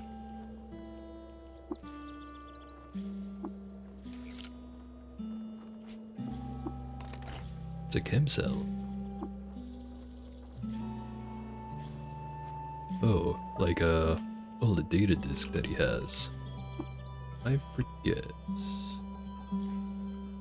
Yeah, all you can get from the data disk itself is it'll tell you what the name is, it'll tell you what the bits you need to use to make it are, and it'll also give you the item description. Although with the item description you kinda have to do a bit of interpreting of exactly what it's telling you. For example, for the biodynamic cell, I personally know from having used plenty of these, it's basically like a cell that you can slot into any kind of thing that requires a cell, of course. Except you stick blood in there. And blood, is, as it turns out, is very efficient for energy generation, so this is a really good battery that is very easy to refill. Pretty expensive. And it's also kind of complicated, you need Tinker 2 to use it. But anyway, looking at the description, inside the insulated cask of the battery, the electromotive apparatus cracks the energy out of blood and converts it to electrical charge. So, kind of a flowery description of what I mentioned about how it's a battery that you stick blood into and it converts it into energy. Then some other stuff like geomagnetic disk. This one is a lot less straightforward if you don't know what the item is. Ions were spun into an euhedral disk on a spinning wheel. An aquamarine was heat set on the inner ring by deep sea steam. Yeah, you just kind of have to have run into those items before. Because, yeah, just based off the description, it's kind of hard to guess what the geomagnetic disk is. The only thing that you can really pick up from what's shown here is you need Tinker 2, so it's kind of complicated. And it's also going to take these tinkering bits, which a 6 is relatively rare. So it's got to be good if it's so complicated, right? But if you wanted me to just spoil it for you, it's a thrown weapon that you stick an energy cell inside of it, and it bounces between enemies and then returns to your hand. It's pretty cool.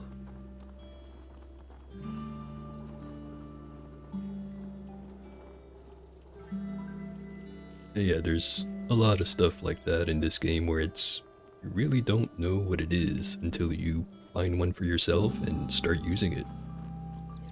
There's a lot of discovery to happen.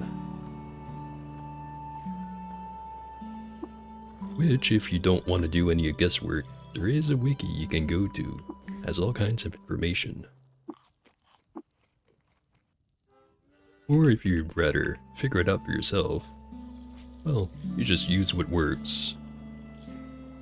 Because, for example, if you're going with a build that's gonna maximize strength, like really high strength, you can pump that shit way up and just have a really big hammer of some kind and just beat everything to death.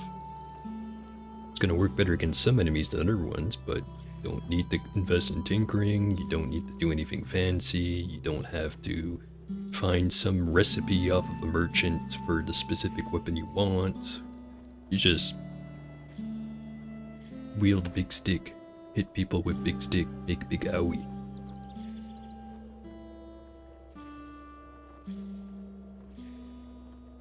Although, if your character survives for long enough, eventually you'll probably dip your toe a little bit into everything. At least that's how I play it.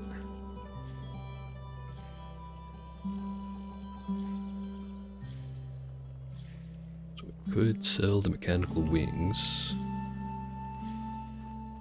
Maybe we get a small gold fleck tube.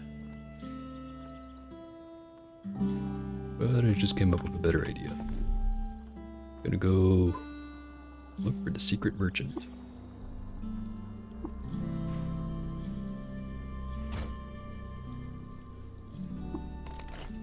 Nano-pneumatic jackhammer.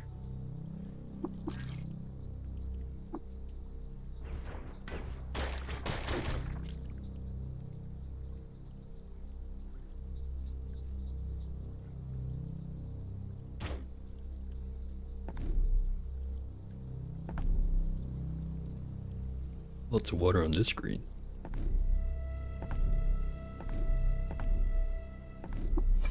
Discovered a lair. Lair of Roctonia, legendary giant dragonfly.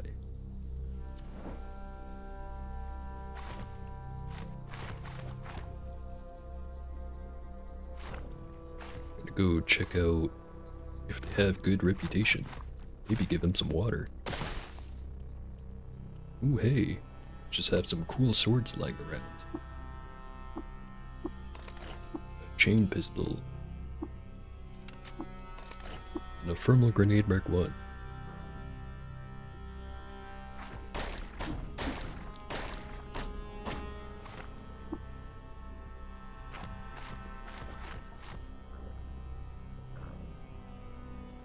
Anyway, here's Roctonia. He is loved by grazing hedonists and insects, disliked by Dromad merchants for slaying one of their leaders, and disliked by the consortium of Phyta for questioning the origins of the moon. No water for you.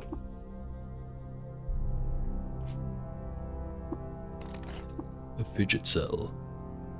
Eat these.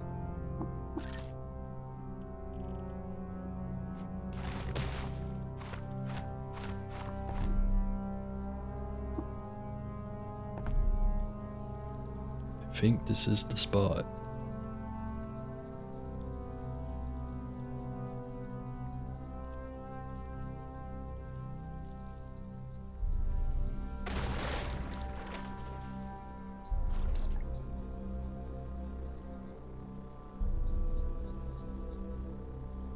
There he is.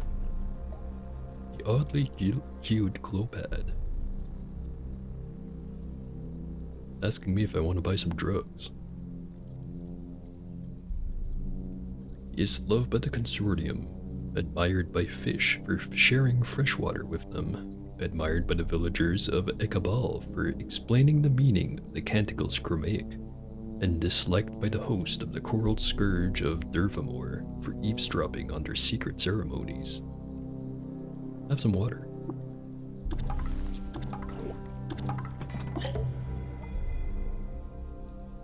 And I have some secrets to share. The location of a Dromad caravan. Only I had a second secret, it could get Snake Oiler. It's got engraved fullerite gauntlets. Has the image from the life of Sultan Mehmed I. While traveling through Aravo Ghetto, Mehmed stopped in a tavern in Alar. There she lost her prized Glazdicus Robotsbane in a game of dice. She cursed the tavern and left Alar.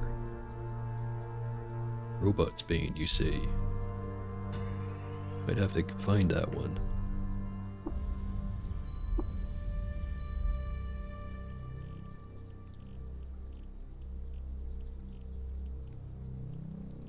Definitely got some good shit this time around.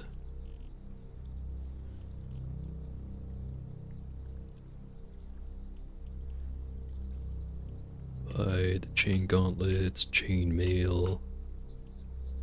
I'd like to get the bonnet, but that is one expensive hat.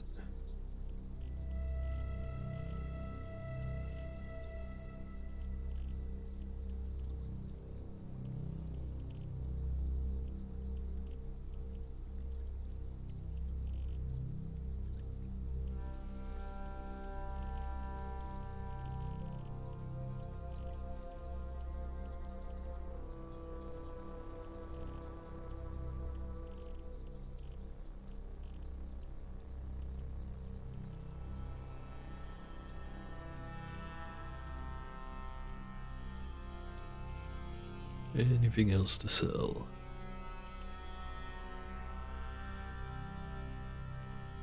Katsu stems.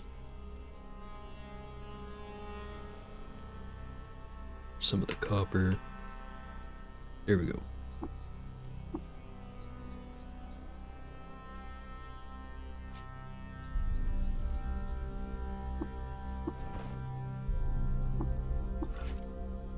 Have sort of better armor now. Stun gas grenade Mark II. A high explosive missile.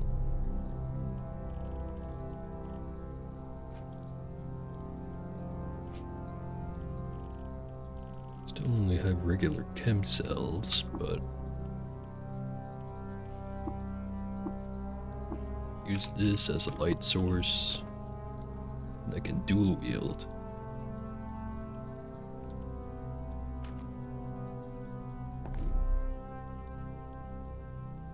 Right. Next up, Birchiper. Actually, before that, where is the other site? Over here.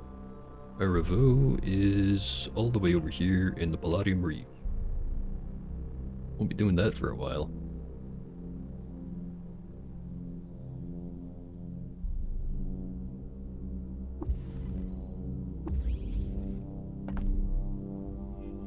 Here we are at Birchiper.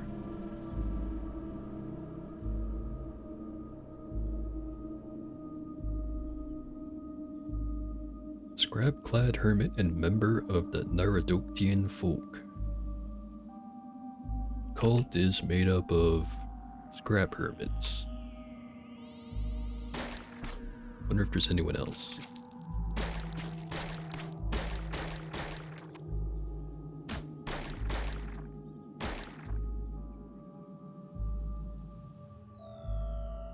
Some more regular hermits.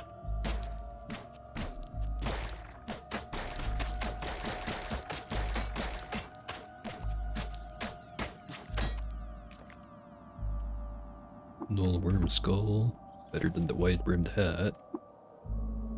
And this dagger is better than my claws.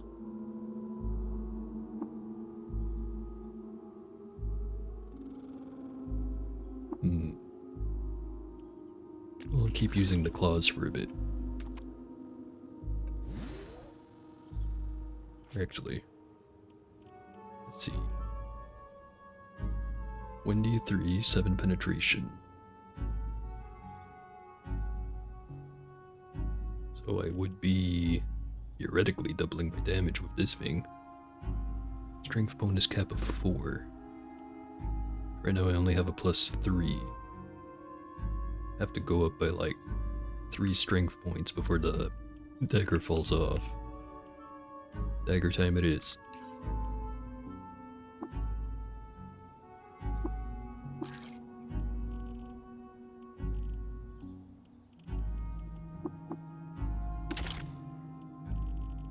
Kind of cell is in the recoiler.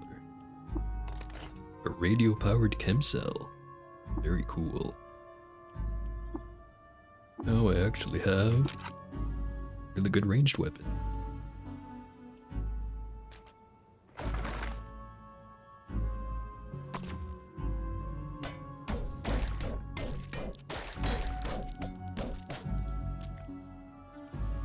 Iron buckler, better than the wooden buckler. Steel Vine Reaper. Sell those.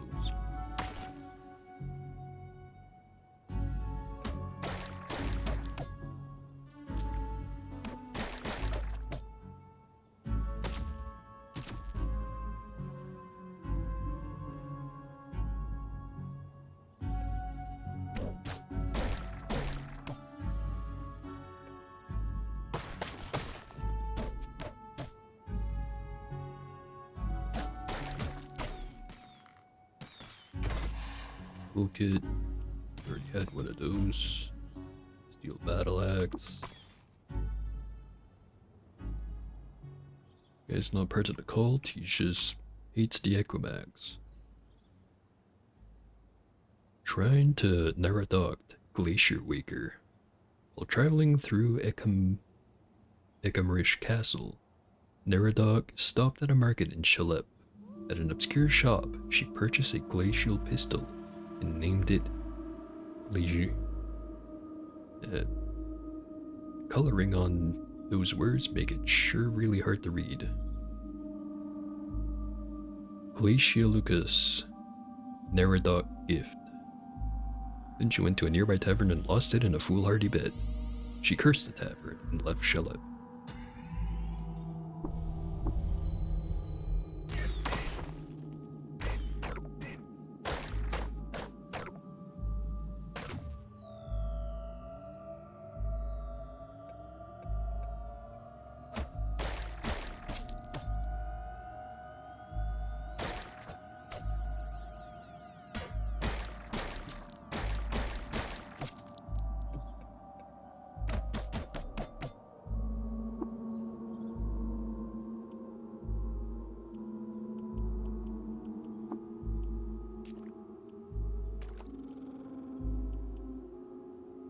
Sharp steel longsword.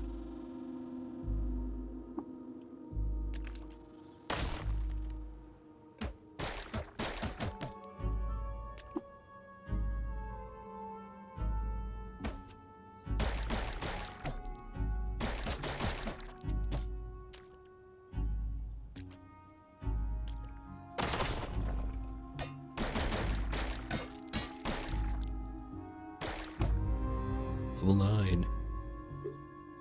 Swell with inspiration to name your carbide dagger.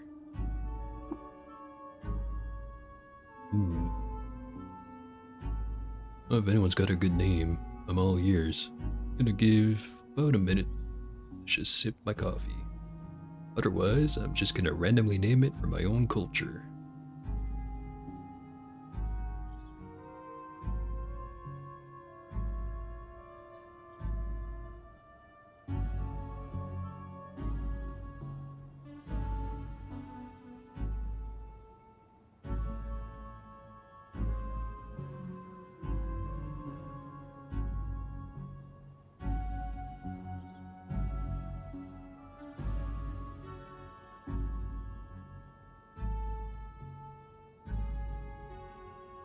Alright, no, I said give it a minute, but I'm impatient.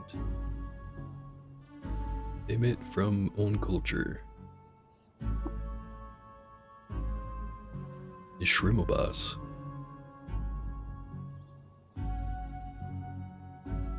Gonna paint it light blue. Maybe not. Then I might confuse it with a folded carbide dagger.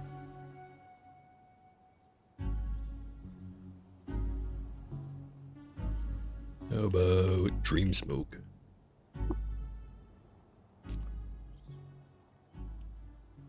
There's a lot of stuff on the ground here. A beehive.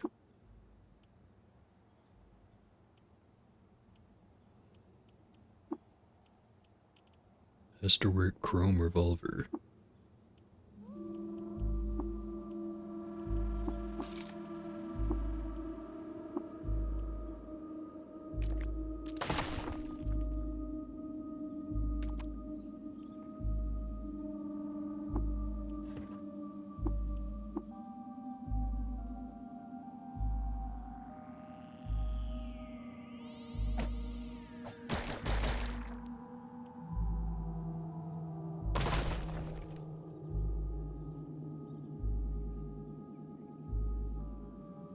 And these skunks are part of the cult. Darn. Hate fighting these things.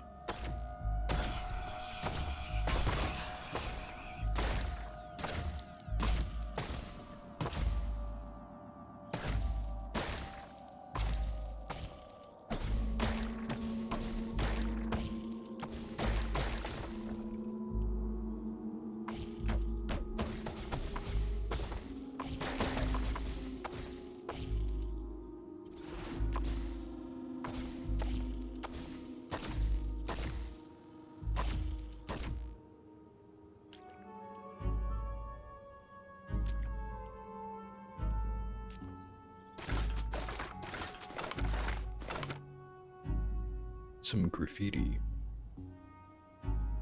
jealousy among his sons never died, and what little data of the lower face.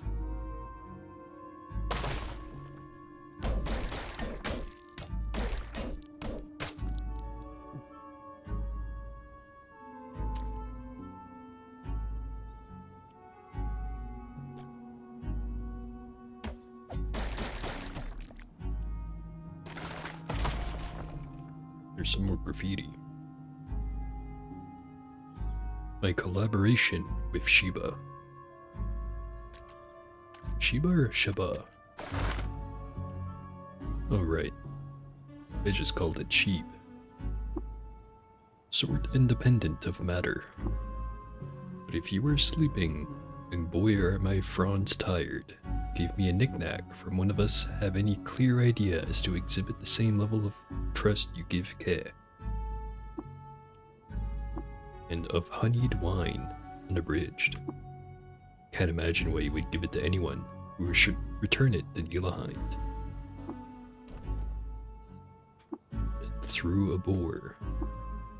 Still gathering landing pads for your help in this case setup, and the shoots throb in upsetting staccato. That our power source. The whole form is the genesis my distinct self, an awareness that contains the two sephiroths, then and else.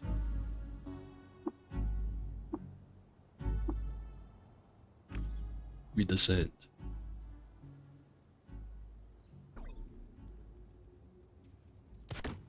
Turrets.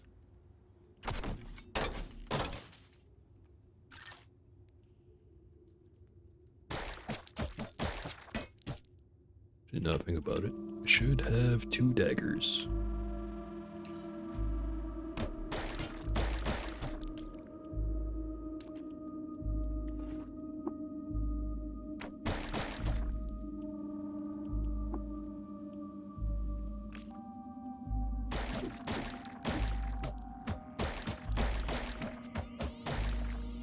I have any skill points, right? Actually, I do. Also a level. 1 point into intelligence. Next up, I grab triple jointed, agility goes up by 1, which increases my bonus to +3. Should be pretty great. Or I could start working on regeneration. Get that up to like, I think 5 is the break point, or is it 4? Probably 5.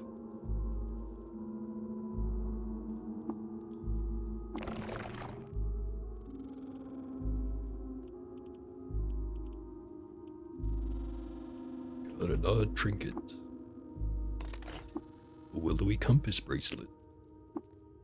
Replaced a neck ring.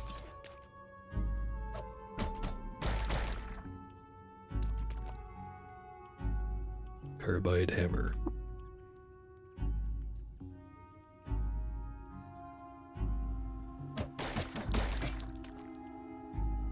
Another statue. Shrine to Merrimed II, the Coral Scourge of Dervamore. Early in 3786 BR, after murdering a popular rival with a map made of water, Merrimed II's counselors suggested she step down. Instead, she reassured her counselors by quietly explaining why she disagreed. Wow, actually talking things out, instead of just violently murdering the people who tell you should step down. What a nice person. Magnets from a geometric mesh, or form a geometric mesh. They will have great weight, Wanderer. Cure the affliction once. Cross-check complete. Your narrative is compiled.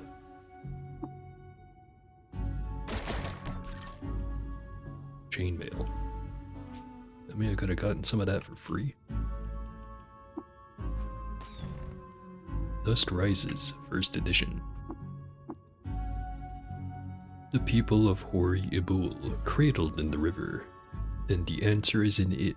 It misses it. It must feel it, too.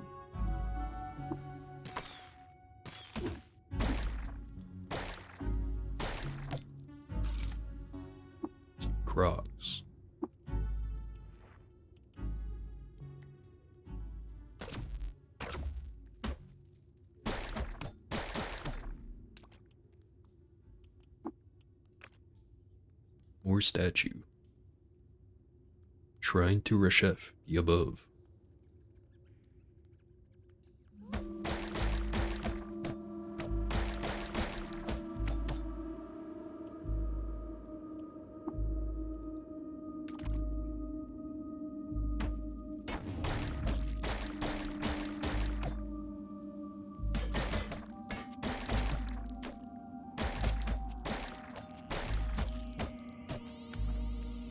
Now think about it, don't have... Actually, I do have a +1 to ego bonus.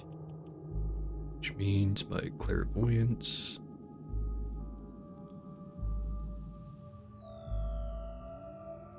Vision radius of 5, duration of 21 rounds. Not very good. Better than it was.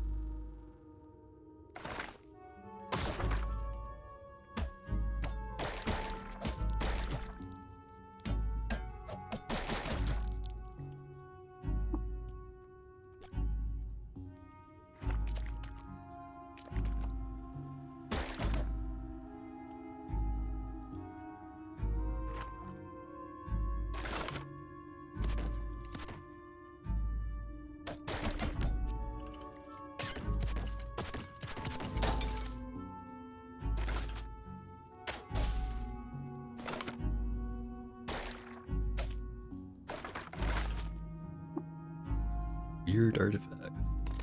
It's a tattoo gun.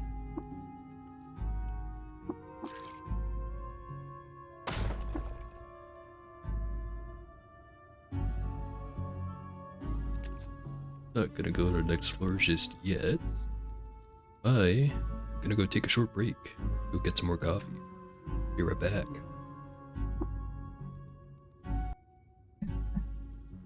I am back again. And I see WT drop by to have a lurk. Always appreciated. Right, now back to the cutting.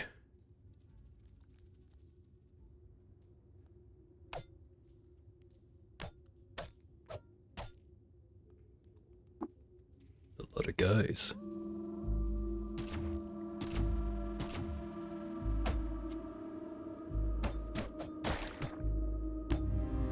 Level 10.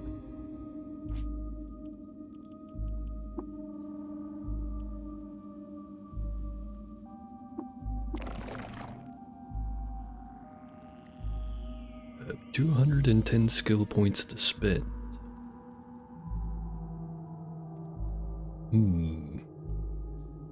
Could go into pistols, ranged weapons, multi-weapon fighting.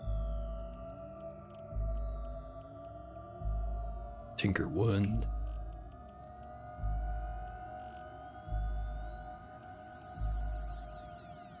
Could also get tactful.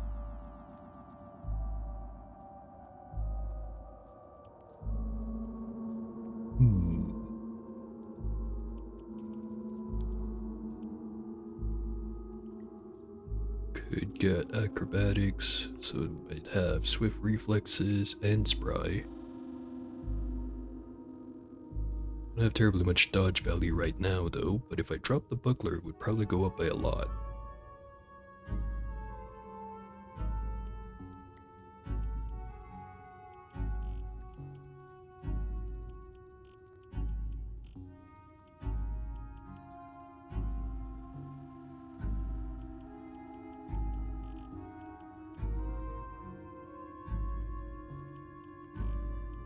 It's in tactics that I get Juke.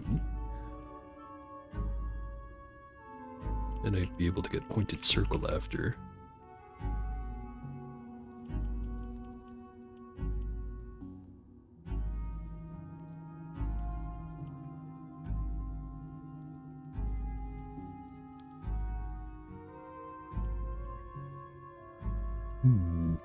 So many options. Think I'm gonna go with acrobatics though.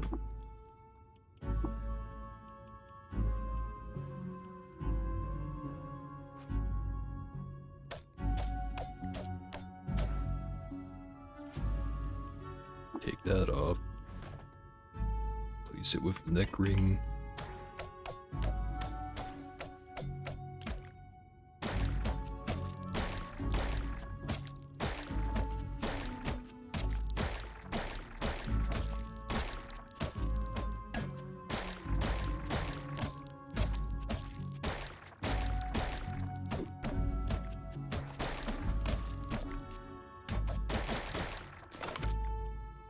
Can't do anything to me.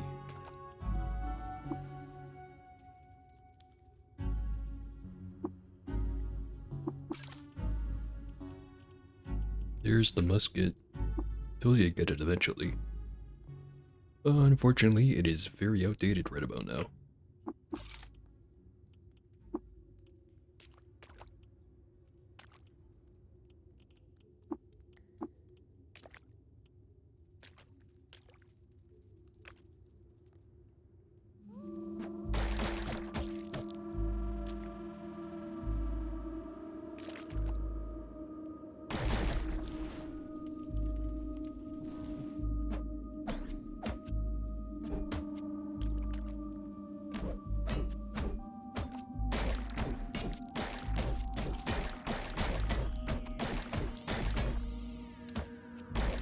Advance toolkit.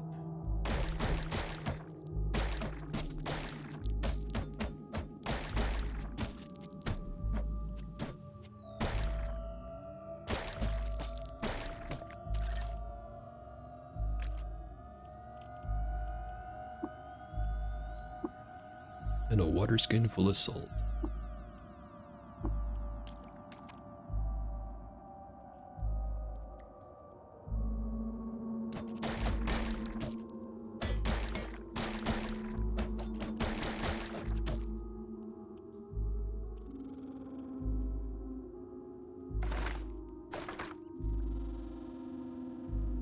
Shrine to Neradok, Glacier Waker. While wandering around Birchipur, Neradok discovered the Lep Cave. There she befriended Beetles and built a glass gazebo. Well, that is why we're here. To find the gazebo.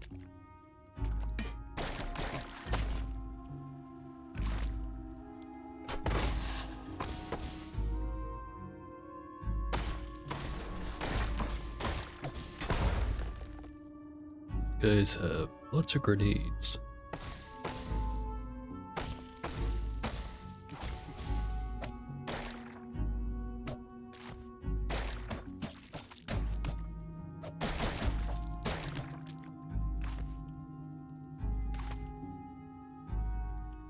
Canteen.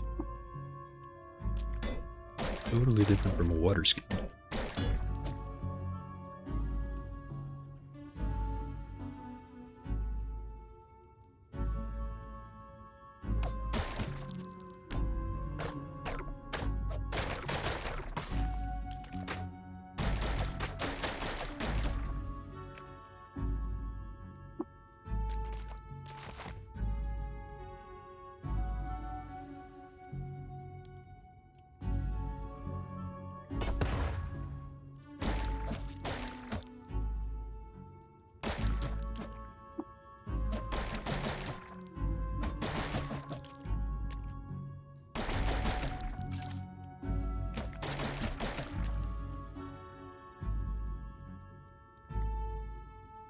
On the odd chance you can hear a horrible scraping sound coming from my microphone, because the snowplows are going by.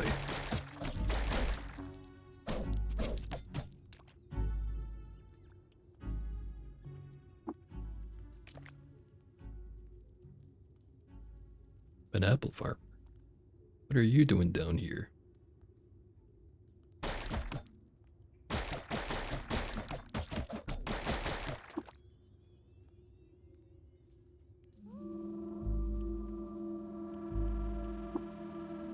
Should power up the toolkit.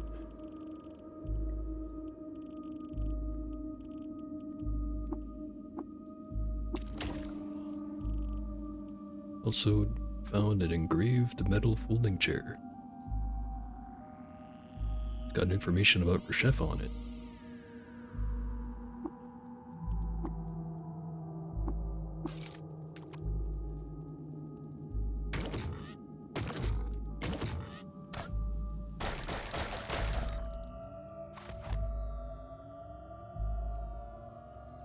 Graffitied limestone. The boy seems to increase the reflection. Something arsenal and loomed into plate. It's nonsense. And a shrine to Reshef.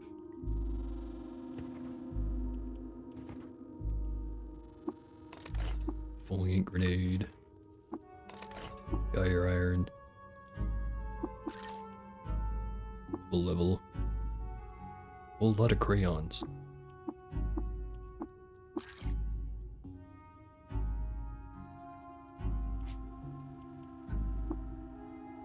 Let's draw some Kessel faces. This one is Cyan. Nada.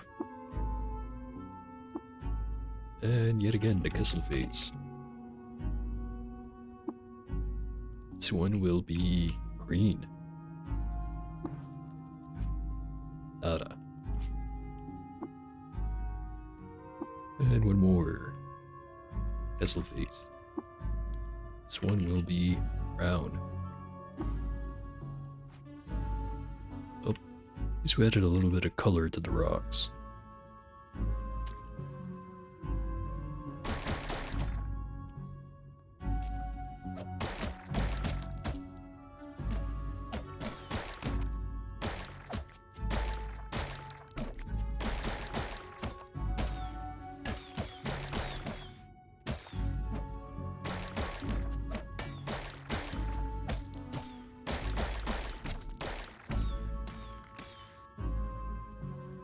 Bullworm skull.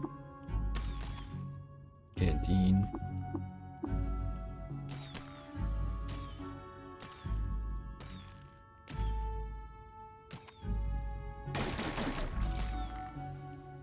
Lots of trash mugs down here.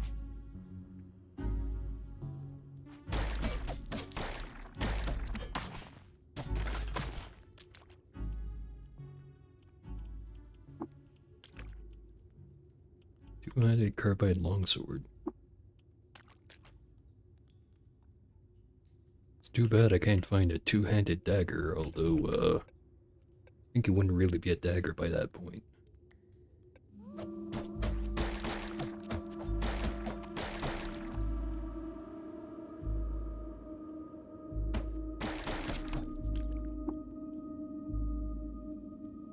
Some putrescence on the floor.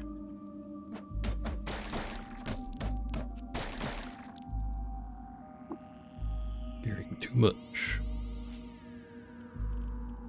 Drop the bucklers. So I found a second electro bow. Nice.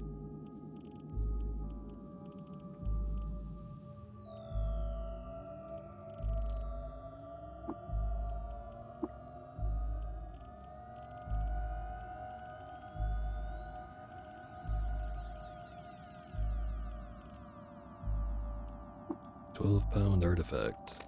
It's a sniper rifle. Explosive grenade Mark 1. Bloodstained rocket skates. It is a good find.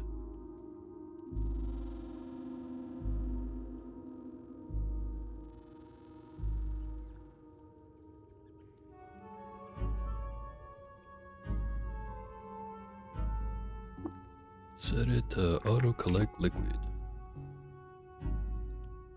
Might actually try to use those before I find an even better pair of boots. Love injector.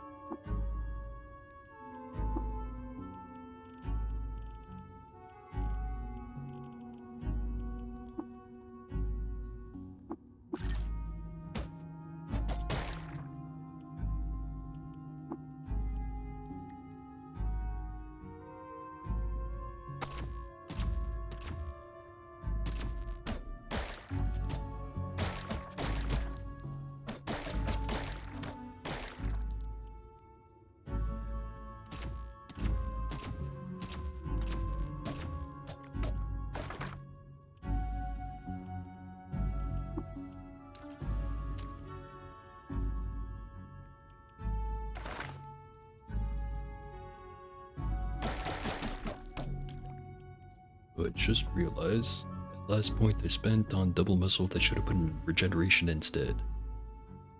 Darn.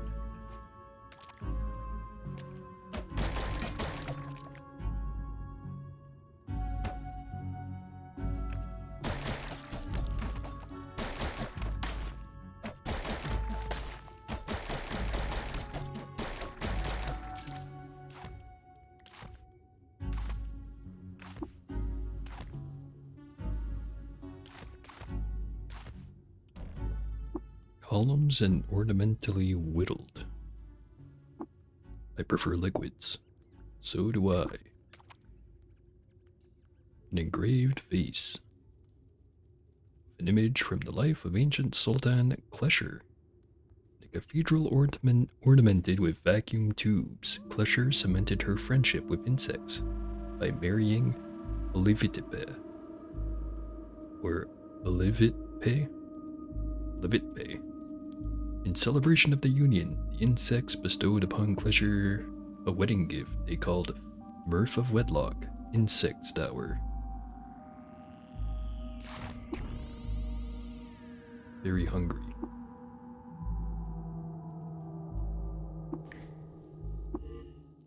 Toss an unilateral flake of shale, a dash of rust, a soybean, and a salvaged chickpea into a pot and stir. Yummy.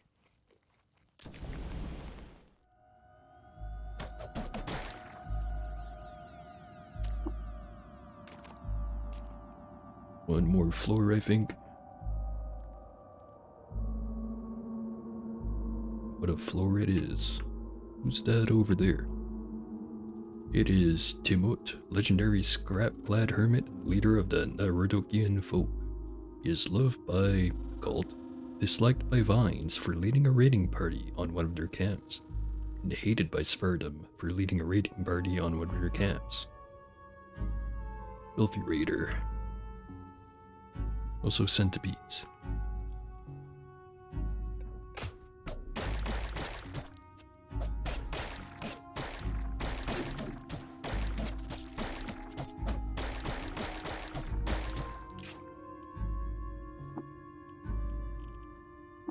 A glow sphere.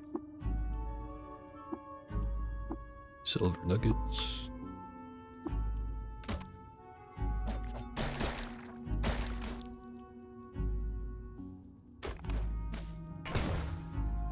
What's that guy doing up there? A kipper. I picked the wrong place to sell ingredients.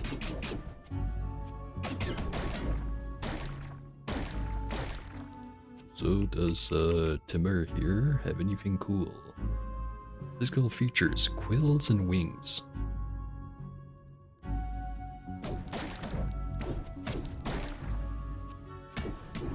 They're not fighting next to any corpses.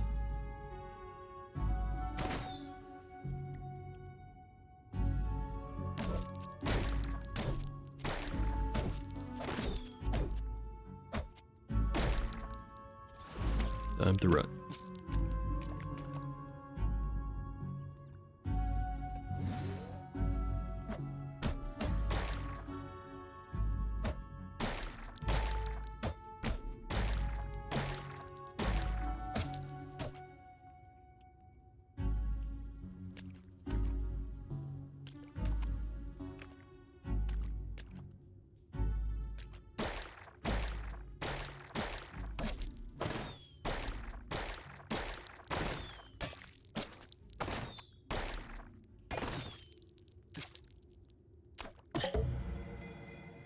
I am now despised by the cult. Vines like me a little bit more, and the Sverdum are now indifferent. Well, that's gonna be useful later.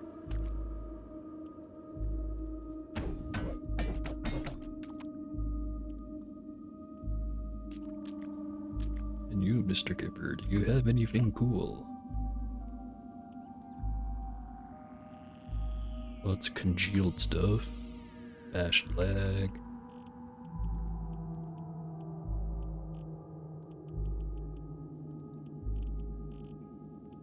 Cider, slime, salt. Nothing crazy. Guess I don't need torches no more.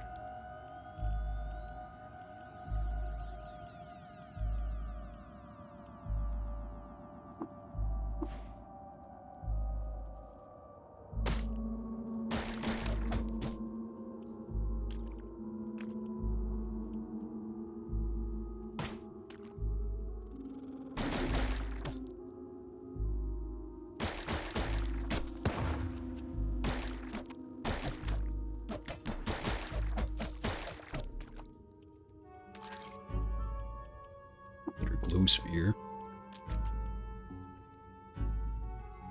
And a statue.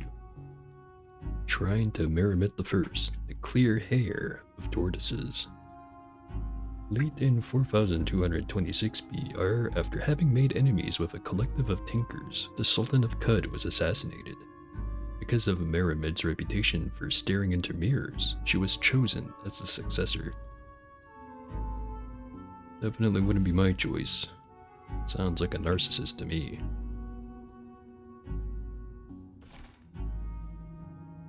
Glacial Chow of Birchaber.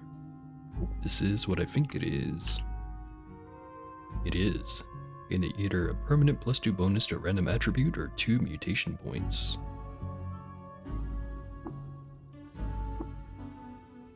Been a long time since I found one of those. They are very good. Now I just have to find some polygel. Perkami, Vardy, yes. Where do you see? It would seem a marble pillar. Creatures to make. Read out. Non-Mullock in Makam Id. The human frame as well. Are you looking for work? I can't say I span the world. Metal slug. Upper nugget. And we're done here, with a very nice prize.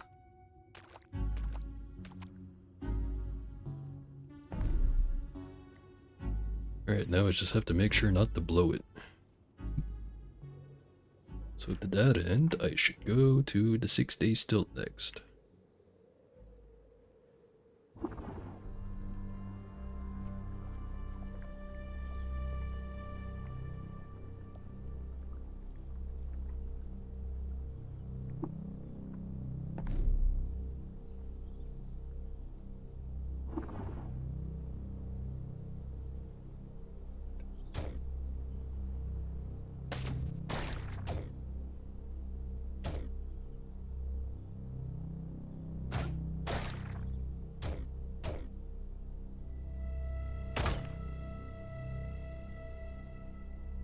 Ring mail.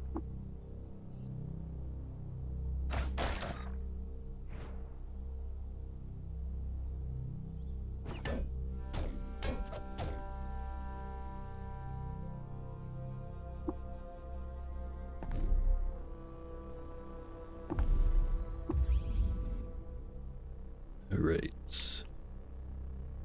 First things first. Hello, Lulaheart. He is loved by pariahs, hated by equines for eating all their fruit, disliked by the Neridoktian folk for refusing them entrance to a local library, and disliked by Shava, the Tree of Life, for ruining the festival of Utyara-Ux. Twitch wasn't working for whatever reason. As in, it wasn't loading, or it was throwing out an error. So if it's not loading, I can try turning down the bitrate on my end, if that'll help. Although I already kinda have it turned down, so hopefully I don't have to. We will go to Bela.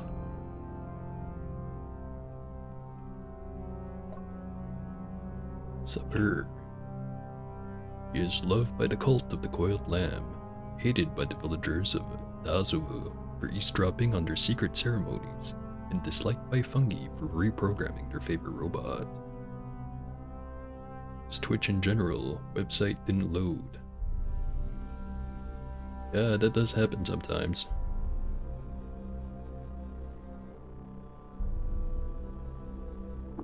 Anyway, share some secrets. Gain some XP. Level 11. Regen.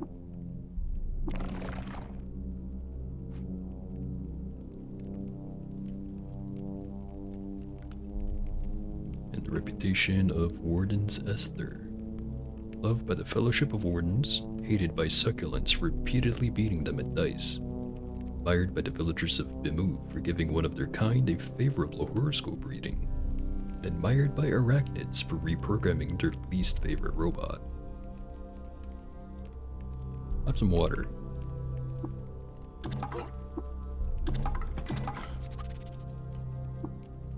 And the location of Bela.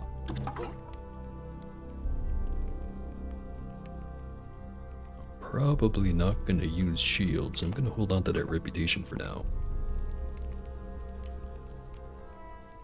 And now to see, what is Sheeb? Sheeb is a snapjaw.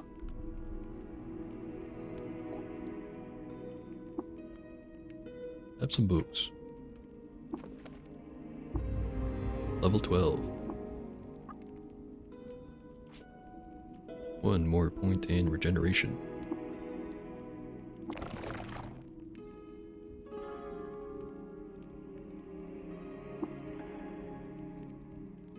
As previously mentioned, I'm gonna get this up to 5, and then I'm gonna go back to what I was doing with these two things.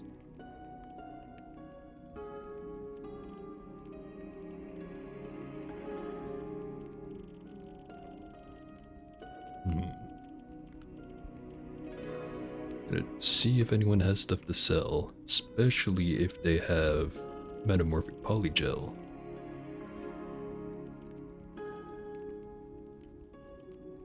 As for abilities,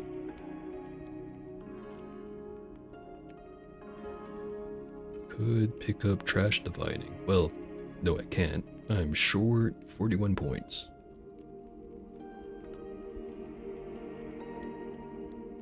I don't want to get multi-weapon fighting just yet because I know I can probably get that one for free.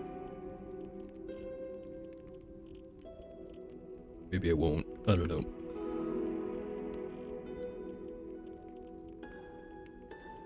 Whatever. Hold on to it for now. Here's the Pope. Is loved by the Mechanimist, disliked by unsheltered reptiles for reprogramming their favorite robot. No water for the priest. Not right now, anyway.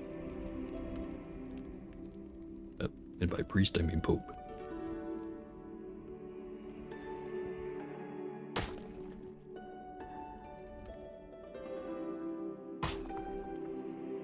Shrine to Reshef. Just kinda fucked up your shrine. Would you like to know more?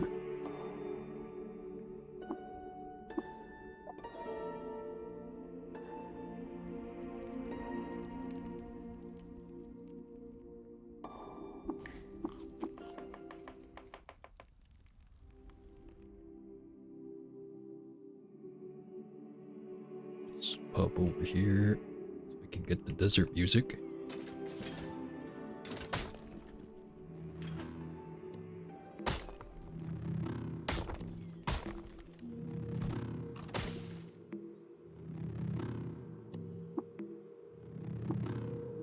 Right.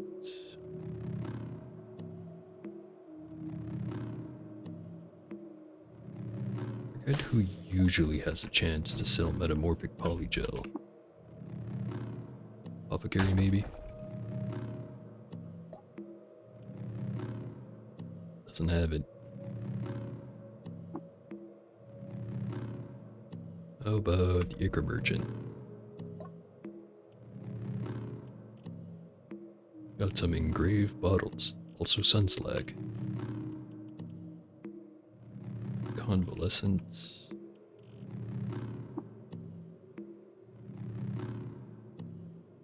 Engraved glass bottle with an image of the life of Sultan Meramid II. While traveling through Ugamu, Meramid II stopped at a market in Shabiruk. Not at an obscure shop, she purchased a lucent floating orb and named it Usentuka's Pyramid. Then she went to a nearby tavern and lost it in a game of dice. She cursed the tavern and left Shebaruk Nod.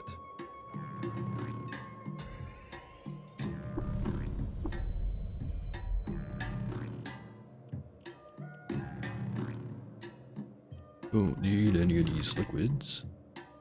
Not yet.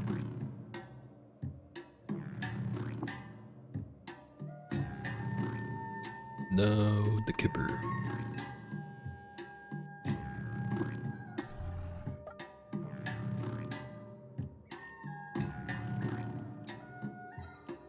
Nothing I want. Other than the soul curd.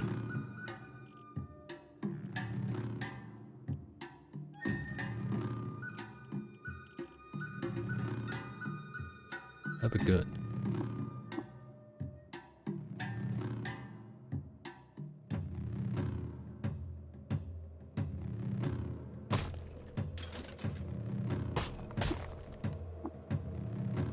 Better bigger merchants, chef and a hatter. Not to be confused with a hater. Flesh foreign compote.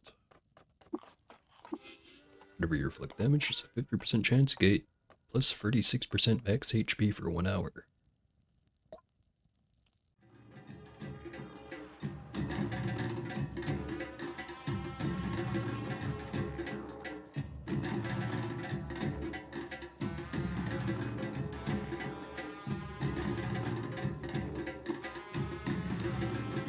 And maybe I don't sell the gun. Sell the knives.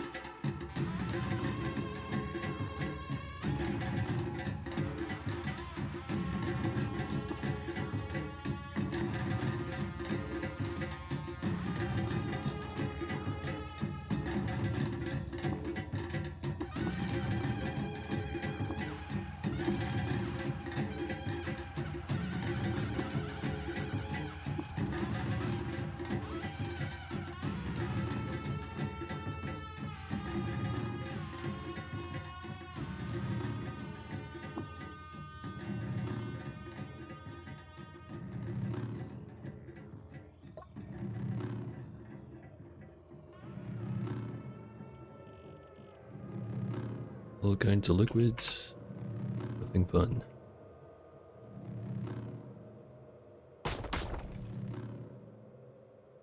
An engraved vase. Image of the Sultan Merimid I.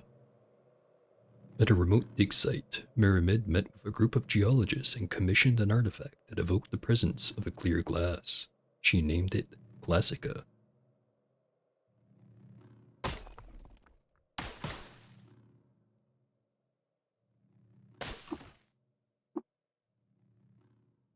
Two goat herders, an apothecary, and a shoemaker. Also a vintner.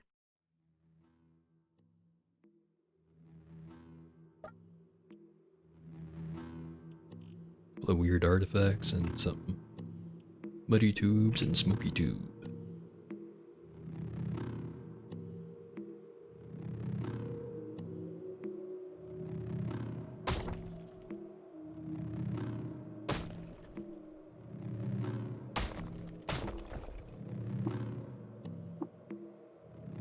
Binder.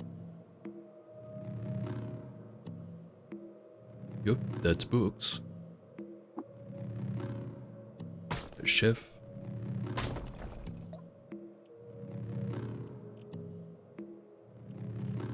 Or congealed stuff. Cool meals. Shredded law. Can use intimidate. And a gem cutter and pariah to his people.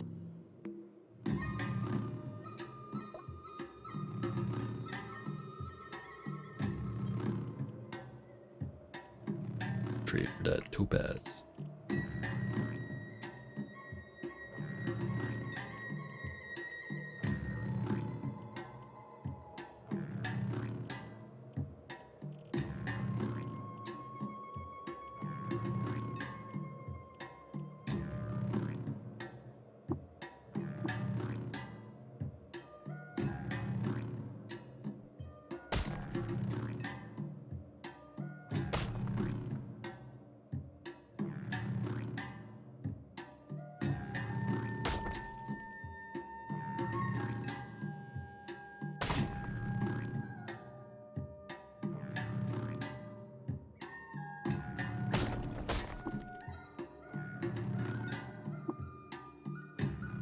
farmer, chef, lover, and gunsmith.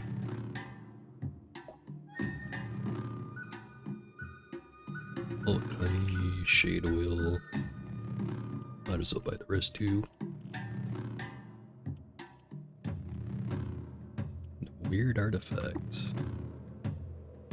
Dust powders the puzzling device. Weighs 5 pounds, cost 1,071. What could it be? Oh, don't think I can afford that. And if I can, it probably wouldn't be worth it.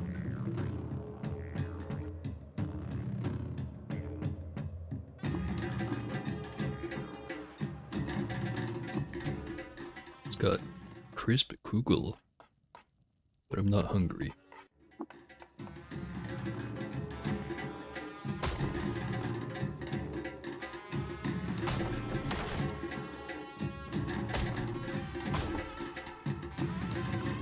Jeweler, grenadier, pig farmer. More tobas.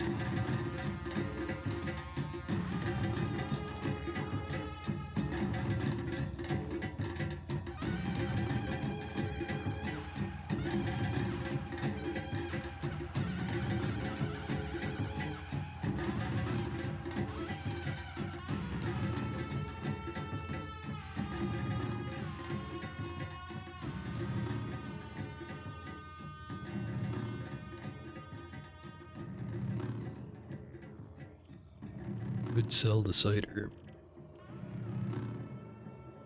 And the wine. Sell the beehive. Ask. Keep the silver nugget. And that should be good.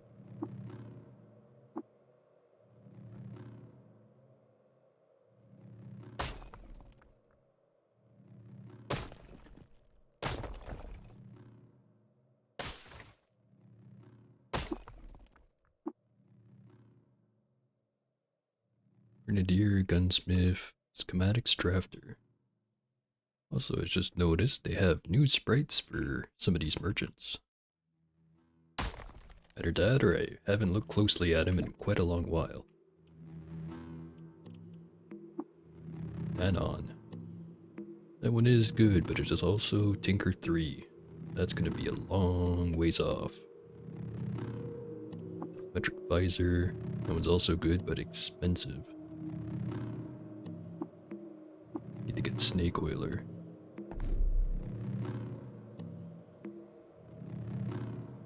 Actually, yeah, maybe I'll go do that right now. Go back to... Where is it? Oh, right there. And I'm lost. Longer lost. Lost again. It's about a Dromad caravan. What kind of cool stuff do you have? Nothing. It's gonna disassemble this chair. And the sniper. Although I should probably keep this. Ah.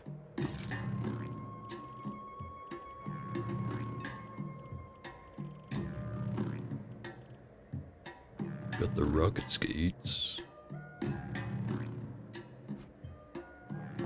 Probably sell those. Some ruins. Let's check it out. Discovered Terciper.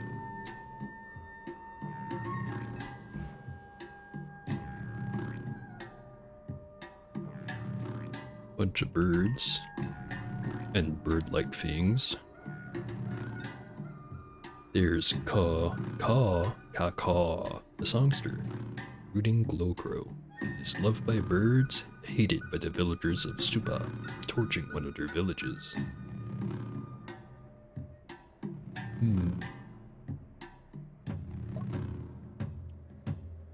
Got a bunch of books. a small platinum tube.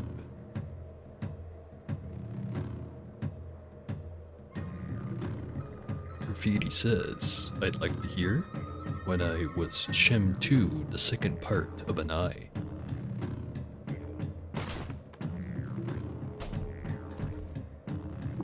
Cap looked. Hold on. Cap looks like it's. Greetings, my viceroy.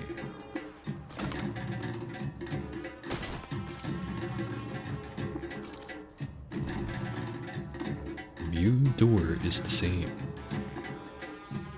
But Angohind, master detective. Of wonder or of the conceptions, they will effectively be apprentices to the enumeration of the handheld box. Dies and descended. Oh, I'd rather not encounter you for a psychic quickening. Lined.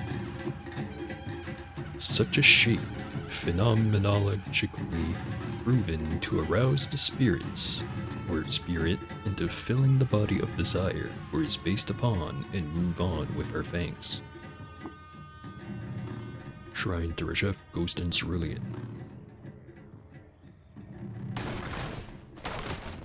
Probably enough to get another level if I go back to Distilled. Or Graffiti. All the elements in the heat. Will, unabridged. The patient then consumes a raw nullworm corpse to stimulate muscles, and the heat is used to weave a back-worn net of fibrous plant veins and mesh compacted mud and salt. Ark of Nectaris Secrets. One sweltering evening, when Vespers sacked low in the days before Abram, moisture farmers suck the land shall shine again. Welcome, children. Welcome to court, as for the light. The consideration of our patience. Would you like setting? I would like setting. Illuminated, eating in them thoughts. There it burned red in the eons since their creation. It is about 10 times more hazed than the distance instead of hands by a chrome lever.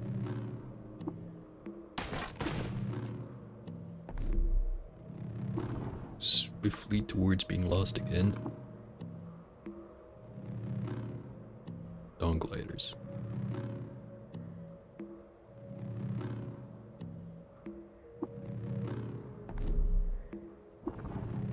Lost again. Have a nice meal. Toss a dash of etched dog thorn, dawn glider egg, and a thread from an Isakari banner into a pot and stir.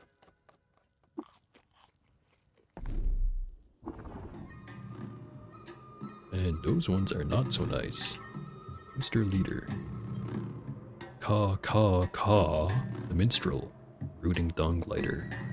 Loved by birds and unshelled reptiles, hated by the villagers of Habawan for eating one of their young.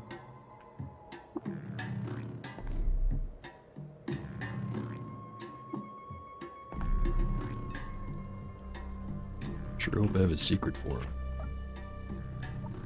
I do. Location of a Dromad caravan. Now I have Snake Oiler.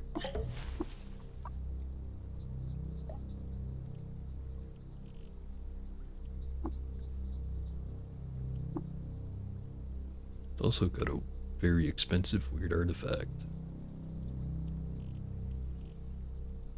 Crysteel dagger. That'll probably be worth it.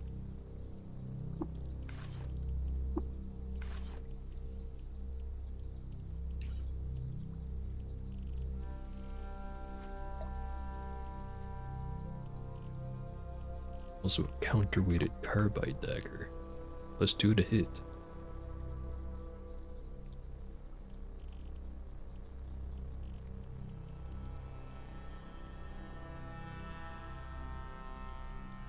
If I trade in all my gems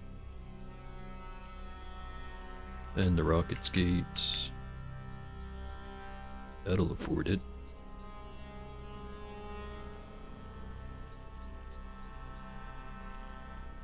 If I had like an extra 500 or so, I could buy the mystery item. Doubt it's worth it.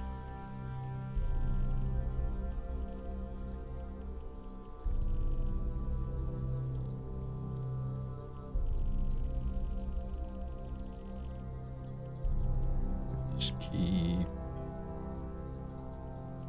the topaz.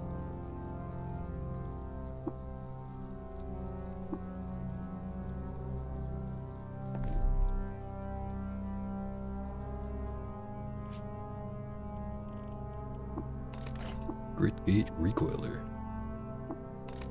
Hulk Honey Injector. I'd say that was a good trade. Dagger. And also new dagger.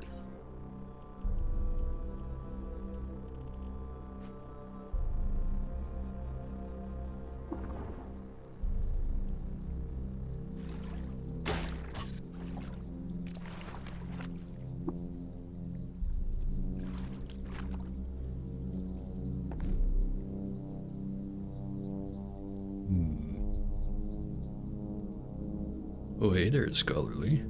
Heading's going pretty alright. Was just kinda wondering where to go next. Since my weapons are good, my mutations are good, at level 12, my armor's still kinda poop. I have 7 armor value. Null worm skull, chain mail, and some crocs.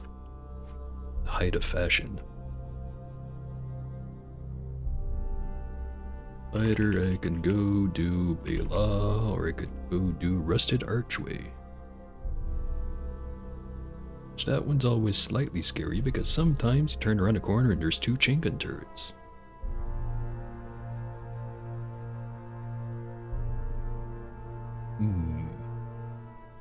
I'll do Bela first.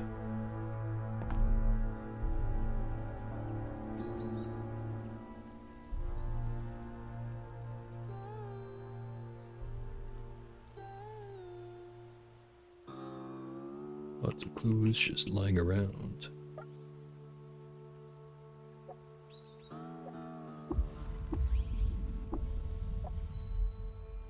It's gonna speed through this one.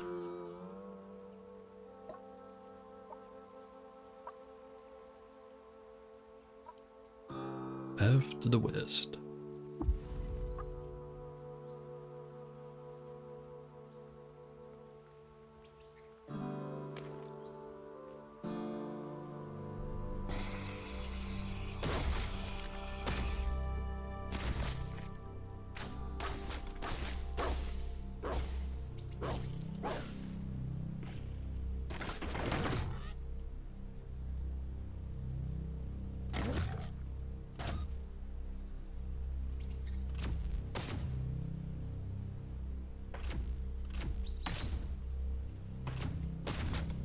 Why am I glad I have this electro bow?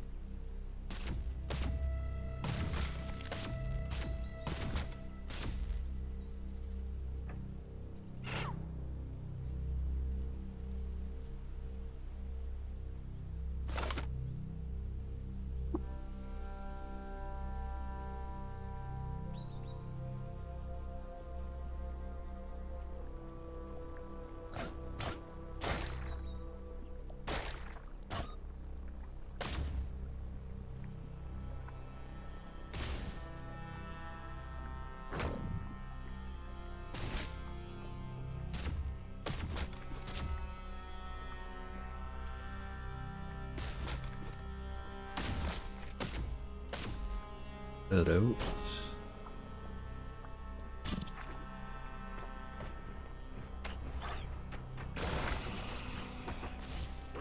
Oh, actually, one thing that I do want to show off now that you're here, I finally found one of these artifact injectors, which I used to find all the time, but it's been a long while since then. Gets +2 bonus to random attribute or 2 mutation points. Now I just have to find the metamorphic polygel. Haven't been as lucky with that stuff.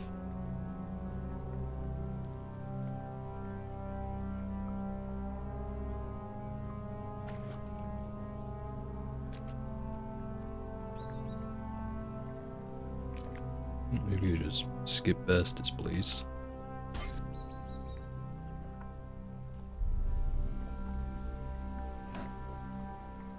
Juice sap.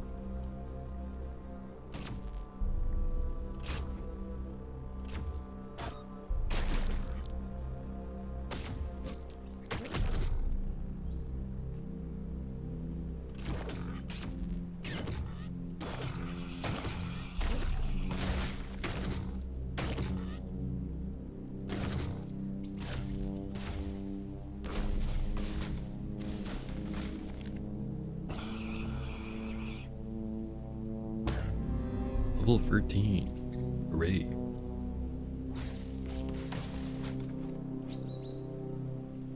Yep, I'm perfectly set up to make use of it. Now I just have to actually find it.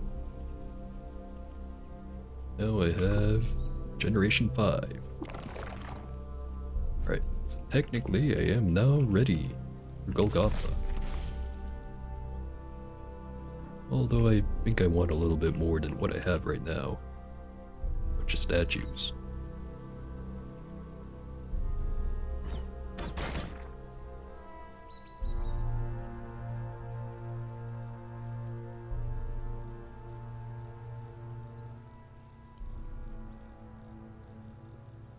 So to explore the area, pick up the crumpled piece of paper. Now I go talk to... what's her face?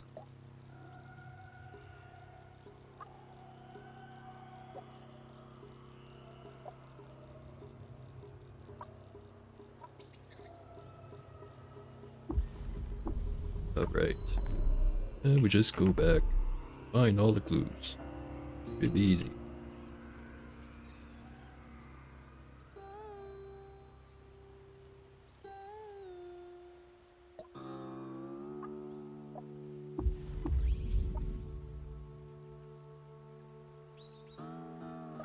I wonder how far all the other streamers are ahead. No, I'm not really trying to speedrun, but I am curious.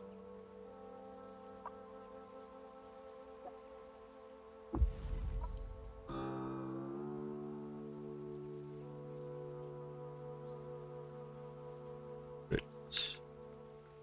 Leather bracers. This leather bracer has seen some use. Why is it out here?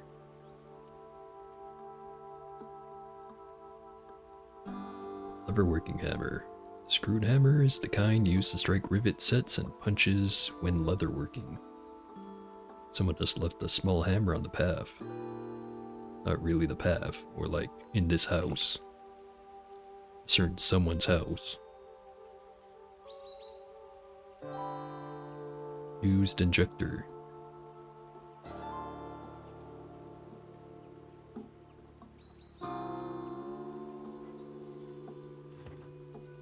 Free the foliant grenade.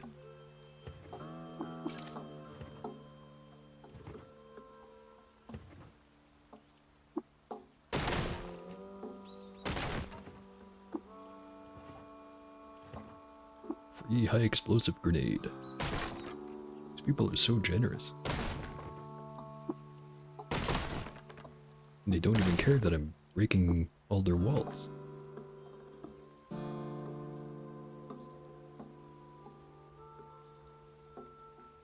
Scratched copper nugget.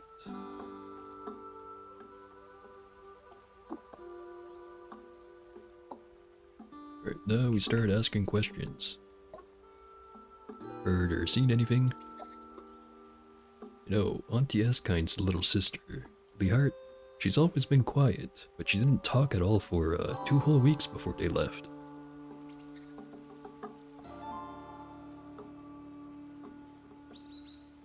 And you? Didn't see anything.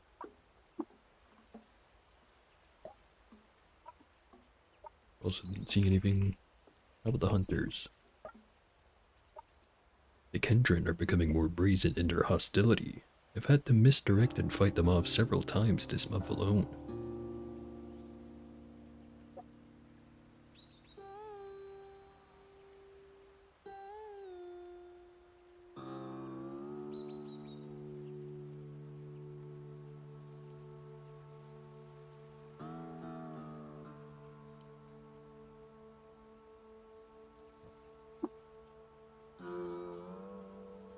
maybe the hunters know more. Did you see Kesahine's armor? He always used to wear hand-me-downs from the scouts. What he's wearing now looks brand new.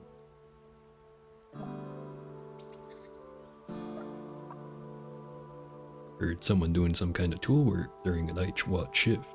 I didn't interrupt, but it seemed peculiar.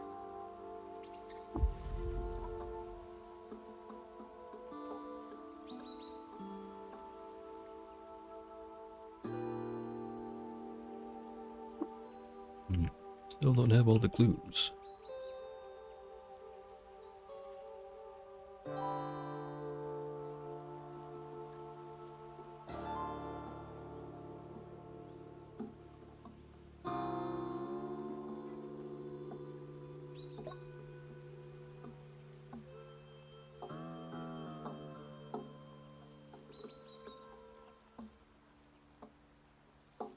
Need to find some more of the hunters. See if they know anything.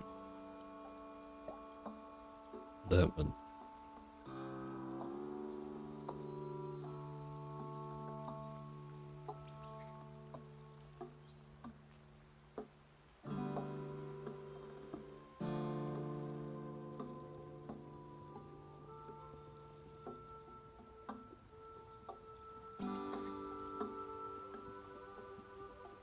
Seems to be very few of them around. And I'm hungry again. Gather some fixings, a nip of flowers, a low thorn from a jilted lover, and a sprinkle of visiting dog hair. Tasty.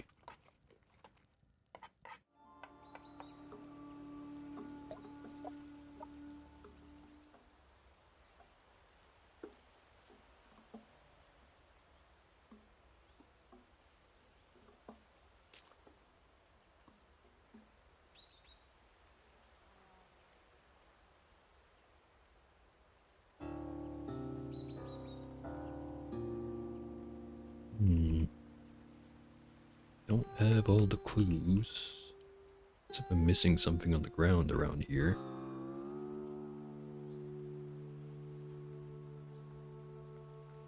Don't seem like it.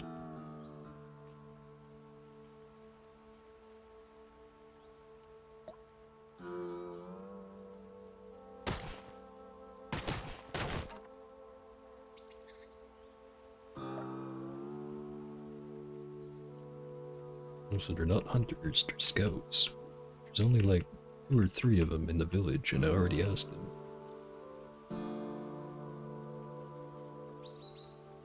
Got another look around.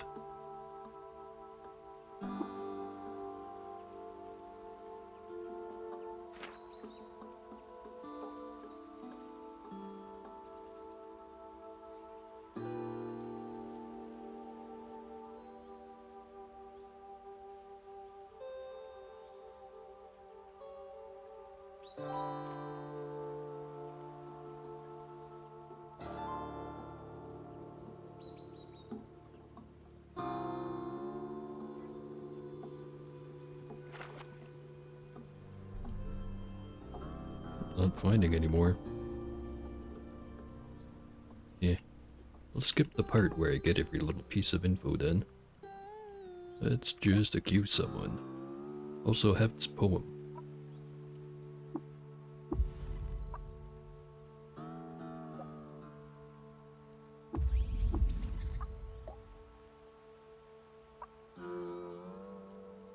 Our options are someone discarded a worn but still functional lever bracer on the path, a sign of recent craft. Scouts heard someone doing work with tools late at night, indicating recent craft. Small lever-raking hammer on the path, a sign of recent craft. And someone dropped a copper nugget on the paths, a sign of recent trade.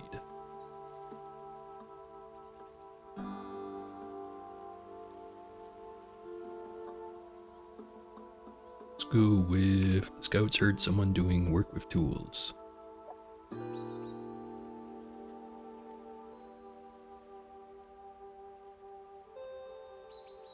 Empty injector near the Hendry Arts bedroll. Why doesn't anyone know she was sick? Bela scouts have had trouble with violent Kendrin. What if one slipped by? Kassahind has always worn hand-me-down armor, but he was recently seen with a brand new set. And Fondren told me that Eskind's sister had a period of complete silence. She may have been ill. I am going to blame it on the person I love to blame it on, the Hindriarch. By concealing craft and illness, it was Kay who stole Kindrish.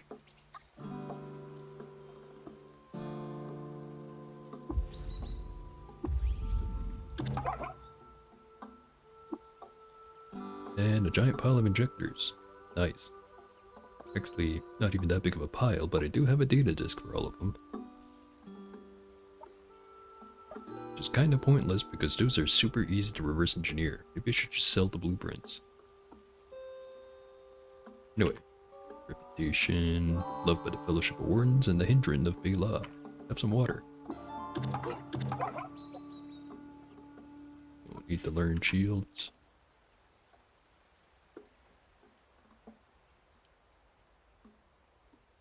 Next up. Hindriarch-esque. Some water. Need 50 more if I want multi-weapon fighting. Darn.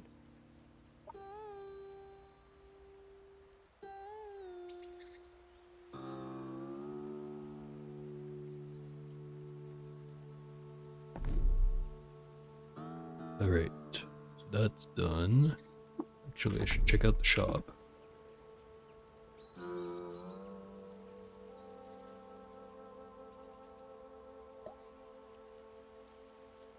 Buy witchwood bark. I'm good.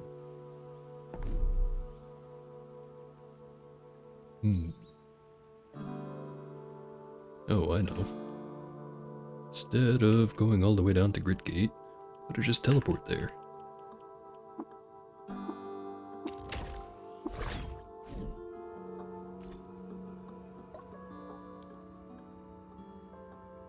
Be gone, Waver. This is no place for you. I come by way of Joppa. The elder Iridad calls me friend.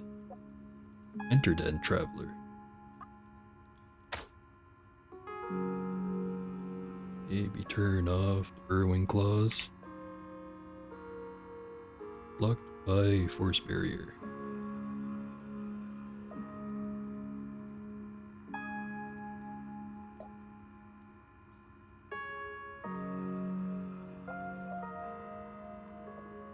Right. I forgot to grab the quest from Argive. Oopsie doodle. Could get a carbide plate armor, however. It's probably a good idea.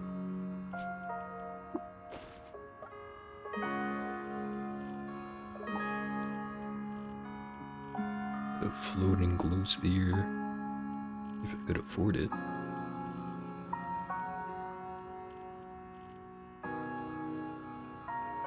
Sell Nishrimabas. You served me well. Oh, hey there, WT. Caves are going fine. So far. Only had one restart and it was not even 30 minutes in, so I didn't lose too much. But yeah, I can just sell all the injector blueprints.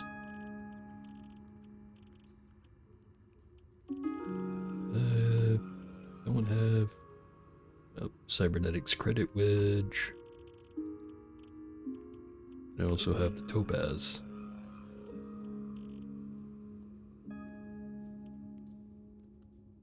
There you go. Can afford all of that.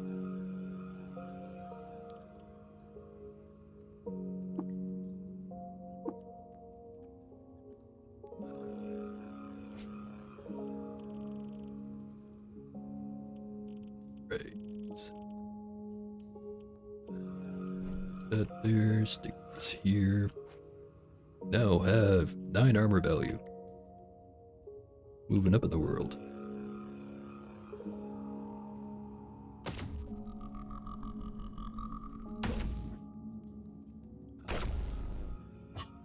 Just remember, I do not have the droid scrambler.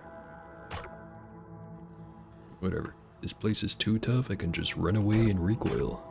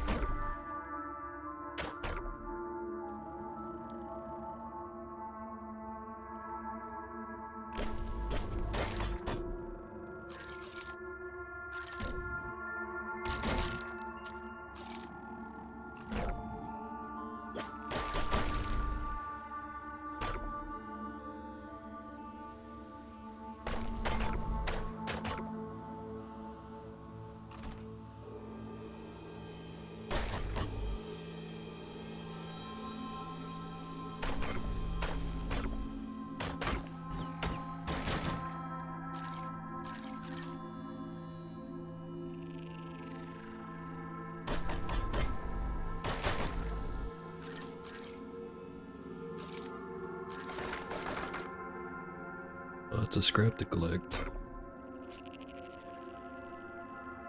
Maybe I should grab these two skills.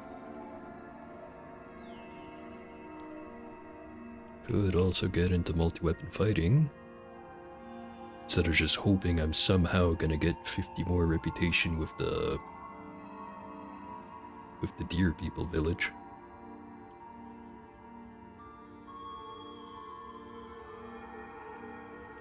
Yeah, I'll get a lot of value out of trash divining if I grab it now instead of later.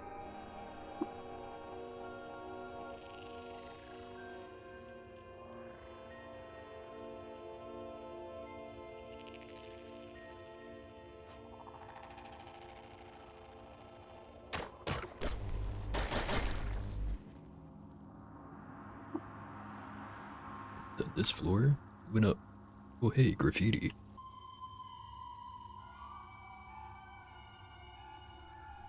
I have utter something known. Insightful. Here's that guy. There was that guy.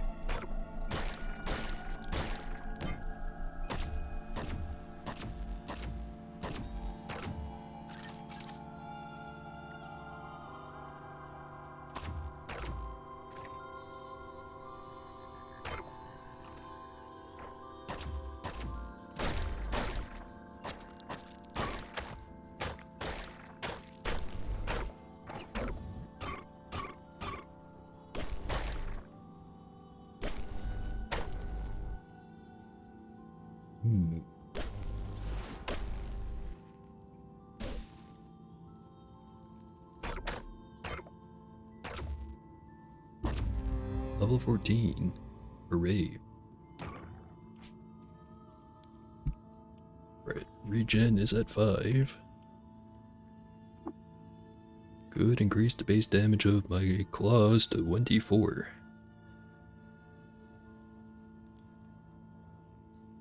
Not sure if that's the best thing to upgrade right now, though.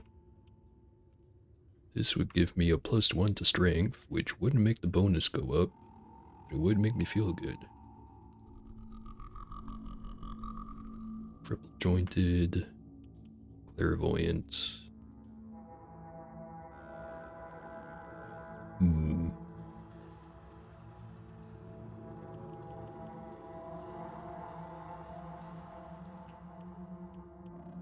Now I have this thingamading, 1d12 damage. Will probably be better than the claws in terms of just damage for quite a few levels. Strength bonus cap of 7.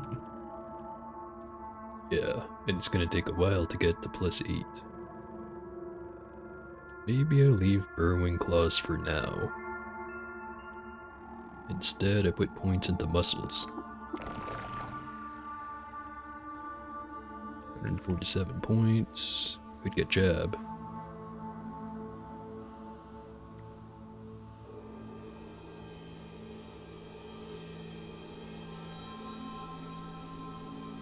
Start putting points to tactics and get either charge or juke. Juke would be good for later once I can get pointed circle.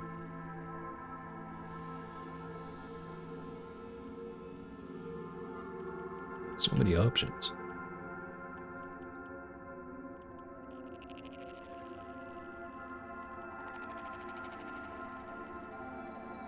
Could even get jump.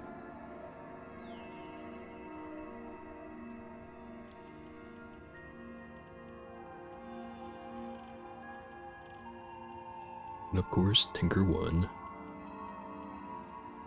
So hard to decide.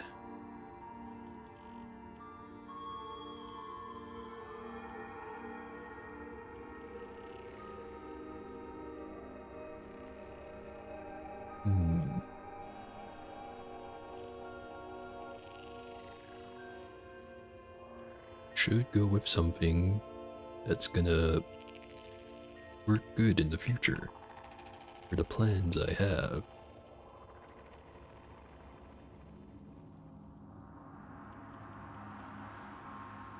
Which would probably mean saving up points.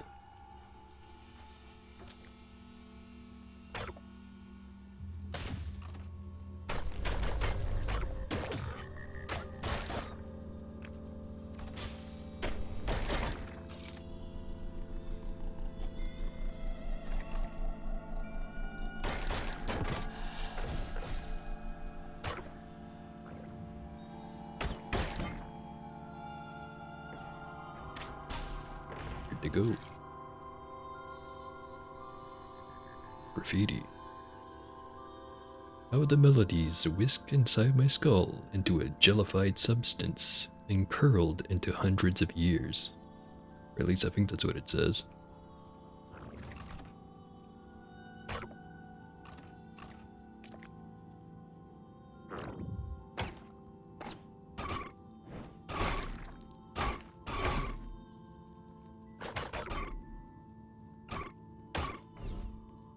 Oh, there they are. Even have to do anything.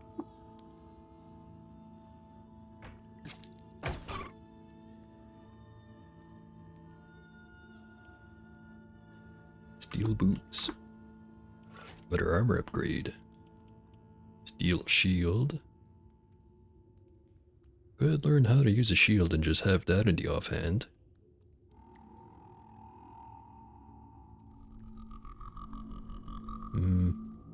Or not.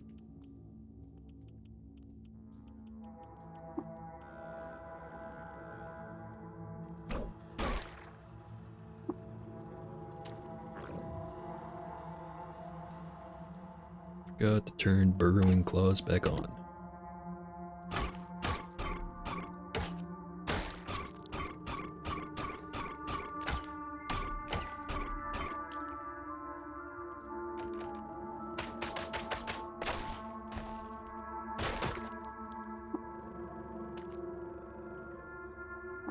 This floor again.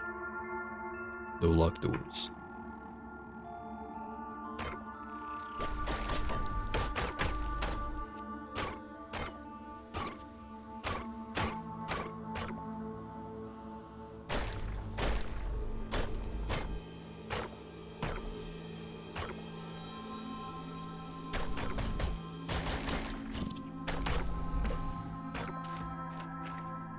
Word graffiti. She's good at foraging and terrible at crafting.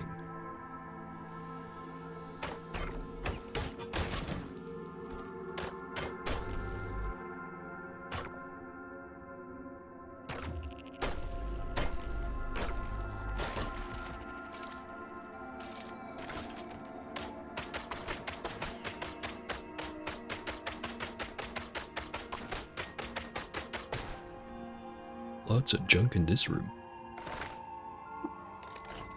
Foliant grenades, stasis grenades, plastifer sneakers, nice. Laser pistol, even nicer. Discovered the location of Shar Shishan Trapezus.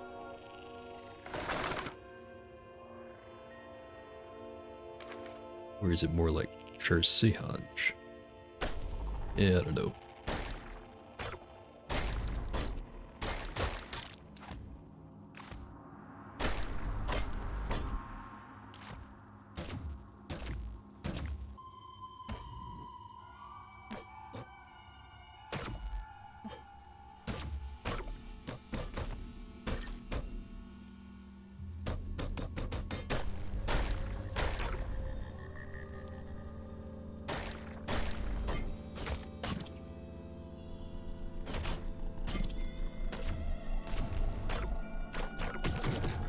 Slugs now.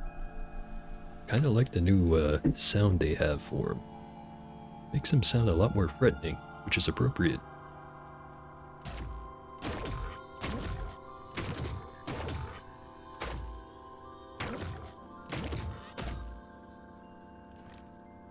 Another sniper rifle.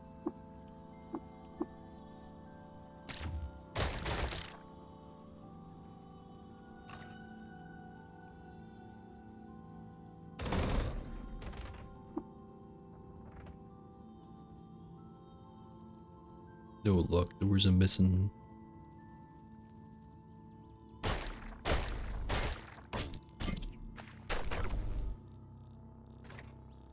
Graffiti. Yeah, I ain't even gonna try with that one.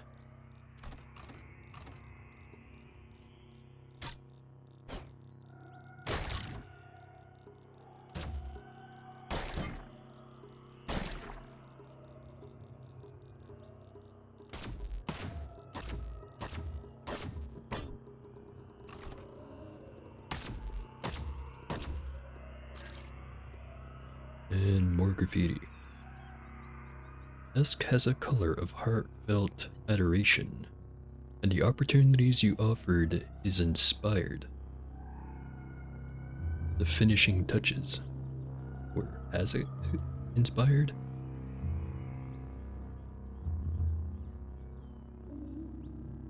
It's inspired.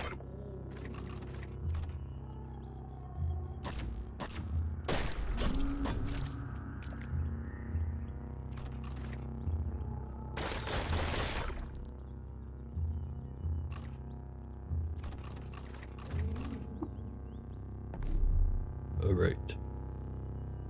Next up, how about Ruined Archway? And then I'll go back to Joppa, pick up the disc I was supposed to have, and go to Golgotha after.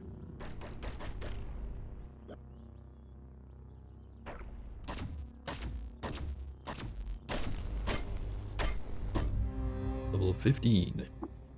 Genome enters an excited state. First time around, I went with Burrowing Claws, so the maximum for that one is 13. Next up is Double Muscled.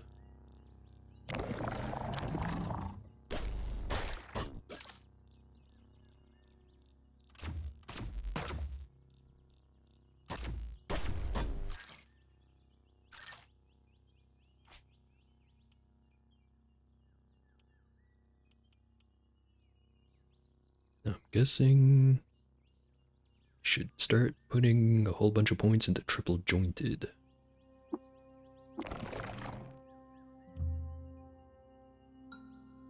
$241 points. Could get Hobble, could get Jab. Could get Tactics and Charge. But not Juke.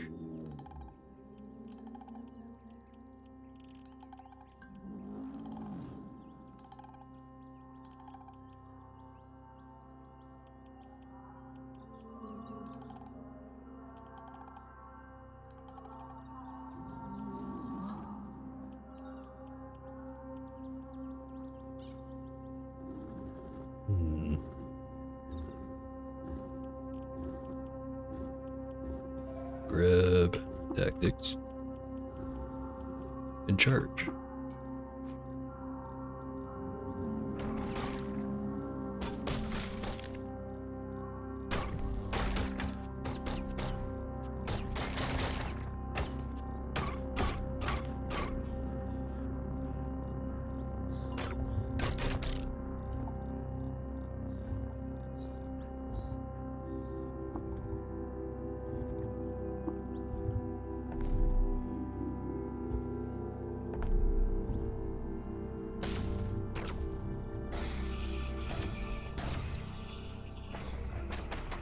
we're heading in. Let's have a nice meal. Toss a valiant quillipede quill, a sprinkle of volcrete flake, a smidgen of beetlebum kite, and a dram of old hermit dander to a pot and stir. Don't think any of that's food, as long as it doesn't make you hungry.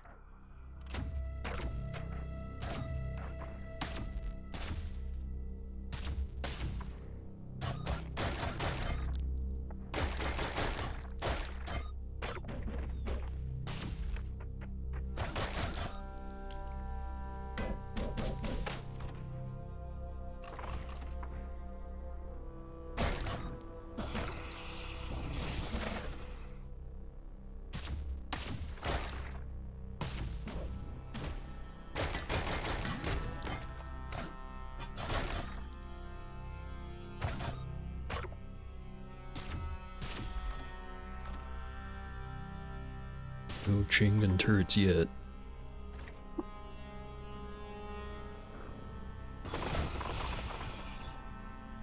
Ooh, graffiti.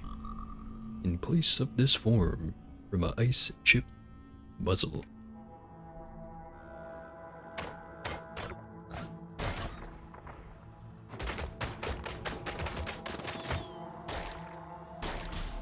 Keep forgetting if I don't hold control, it hits the wall instead of the thing. Ooh, hey, garbage.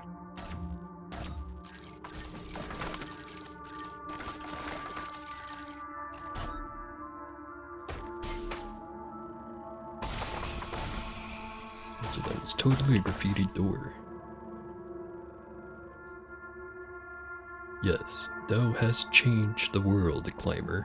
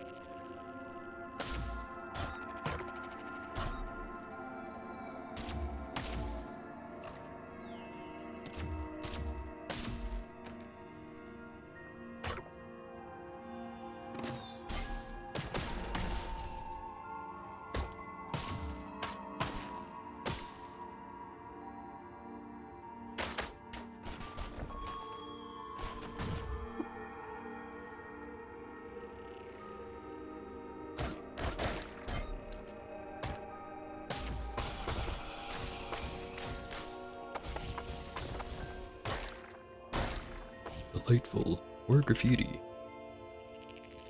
Applying a 10 times scope of rationality to a point.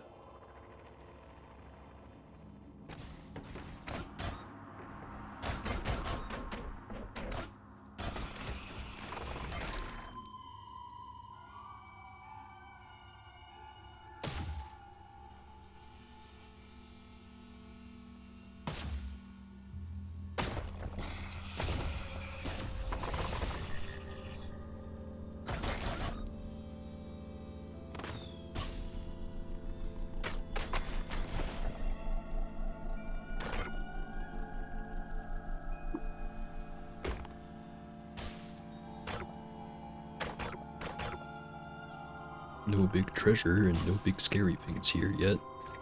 Kinda disappointing, really. Graffiti. And once we blot it out, nestles our horizon.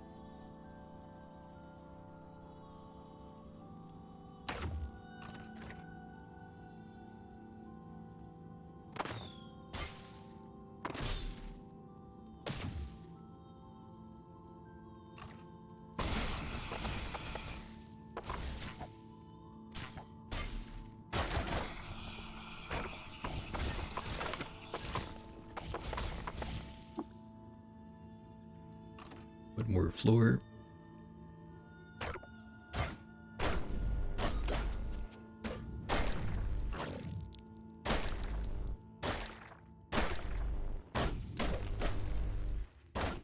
and surrounded.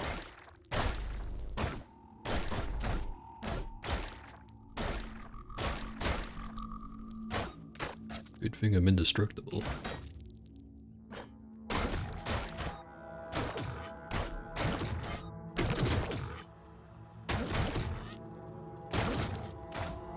Some fun sounds happening.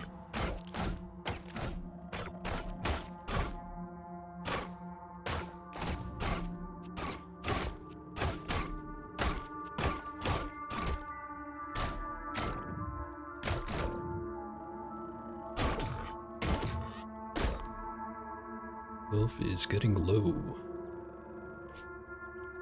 Is it finally time to use a salve injector?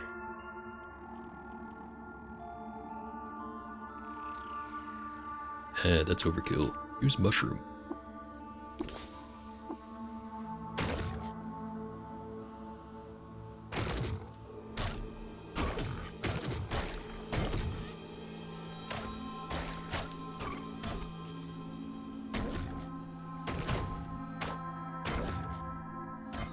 Now we have self-frying bacon.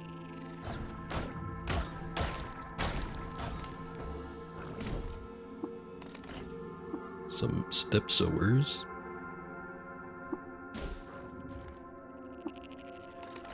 Skull injector.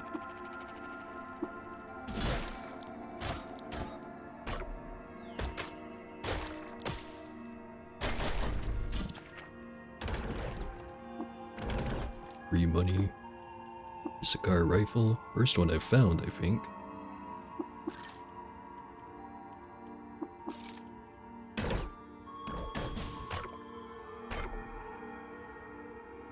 There's a slumberling. Do I think I am tough enough to take it on? I think I am.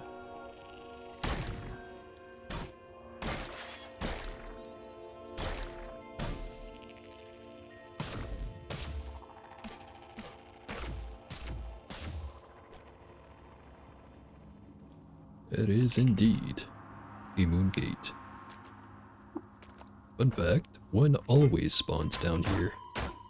No guarantee it's gonna bring you somewhere nice, however. Also no guarantee that the wire for it isn't all janked up and sparking all over the place. This time it seems pretty intact. That might change if I'm not careful.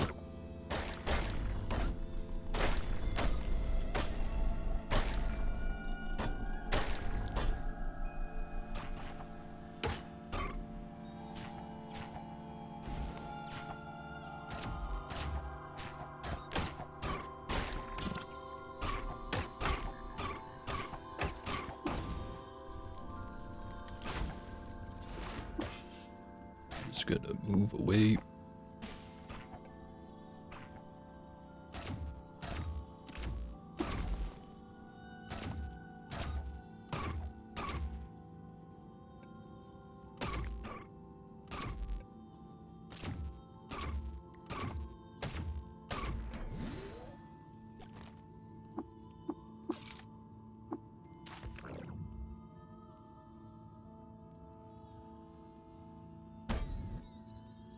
Bold move there, my guy.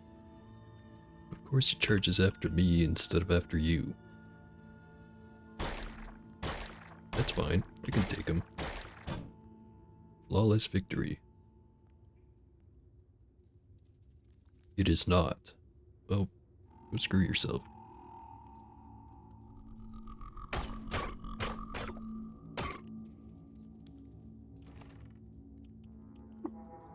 Painted steel longsword. It's an image from the ancient Sultan Mehmed II. One auspicious day, a geologist found a babe with agates on its eyes outside her dig site. She and her fellow geologists adopted the babe and named her Mehmed II.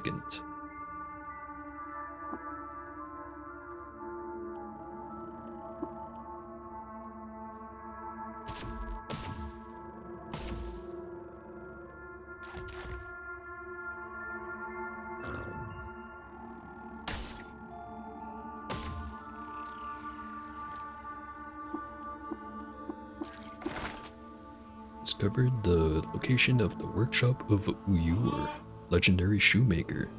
Also sounds like I might have to go.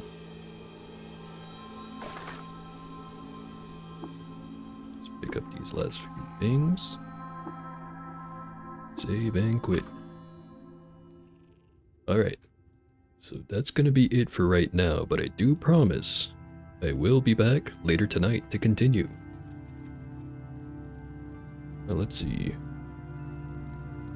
Oh, there's 5 whole people watching, if Twitch is correct. Let me see if I can't raid out to someone.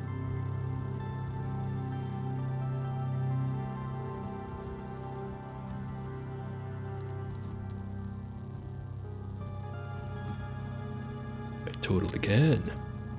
Wonderful Maniac Link is online, playing RimWorld.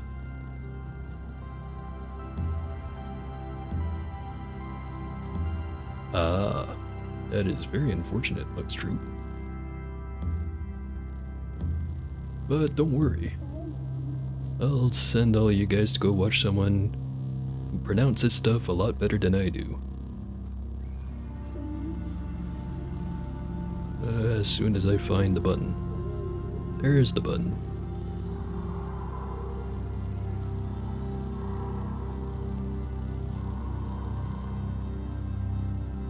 At any time, Lux Troop. Always appreciate people asking questions because, hey, it gives me something to talk about. But anyways, I'll be back in a few hours. But for now, I have to go. See ya.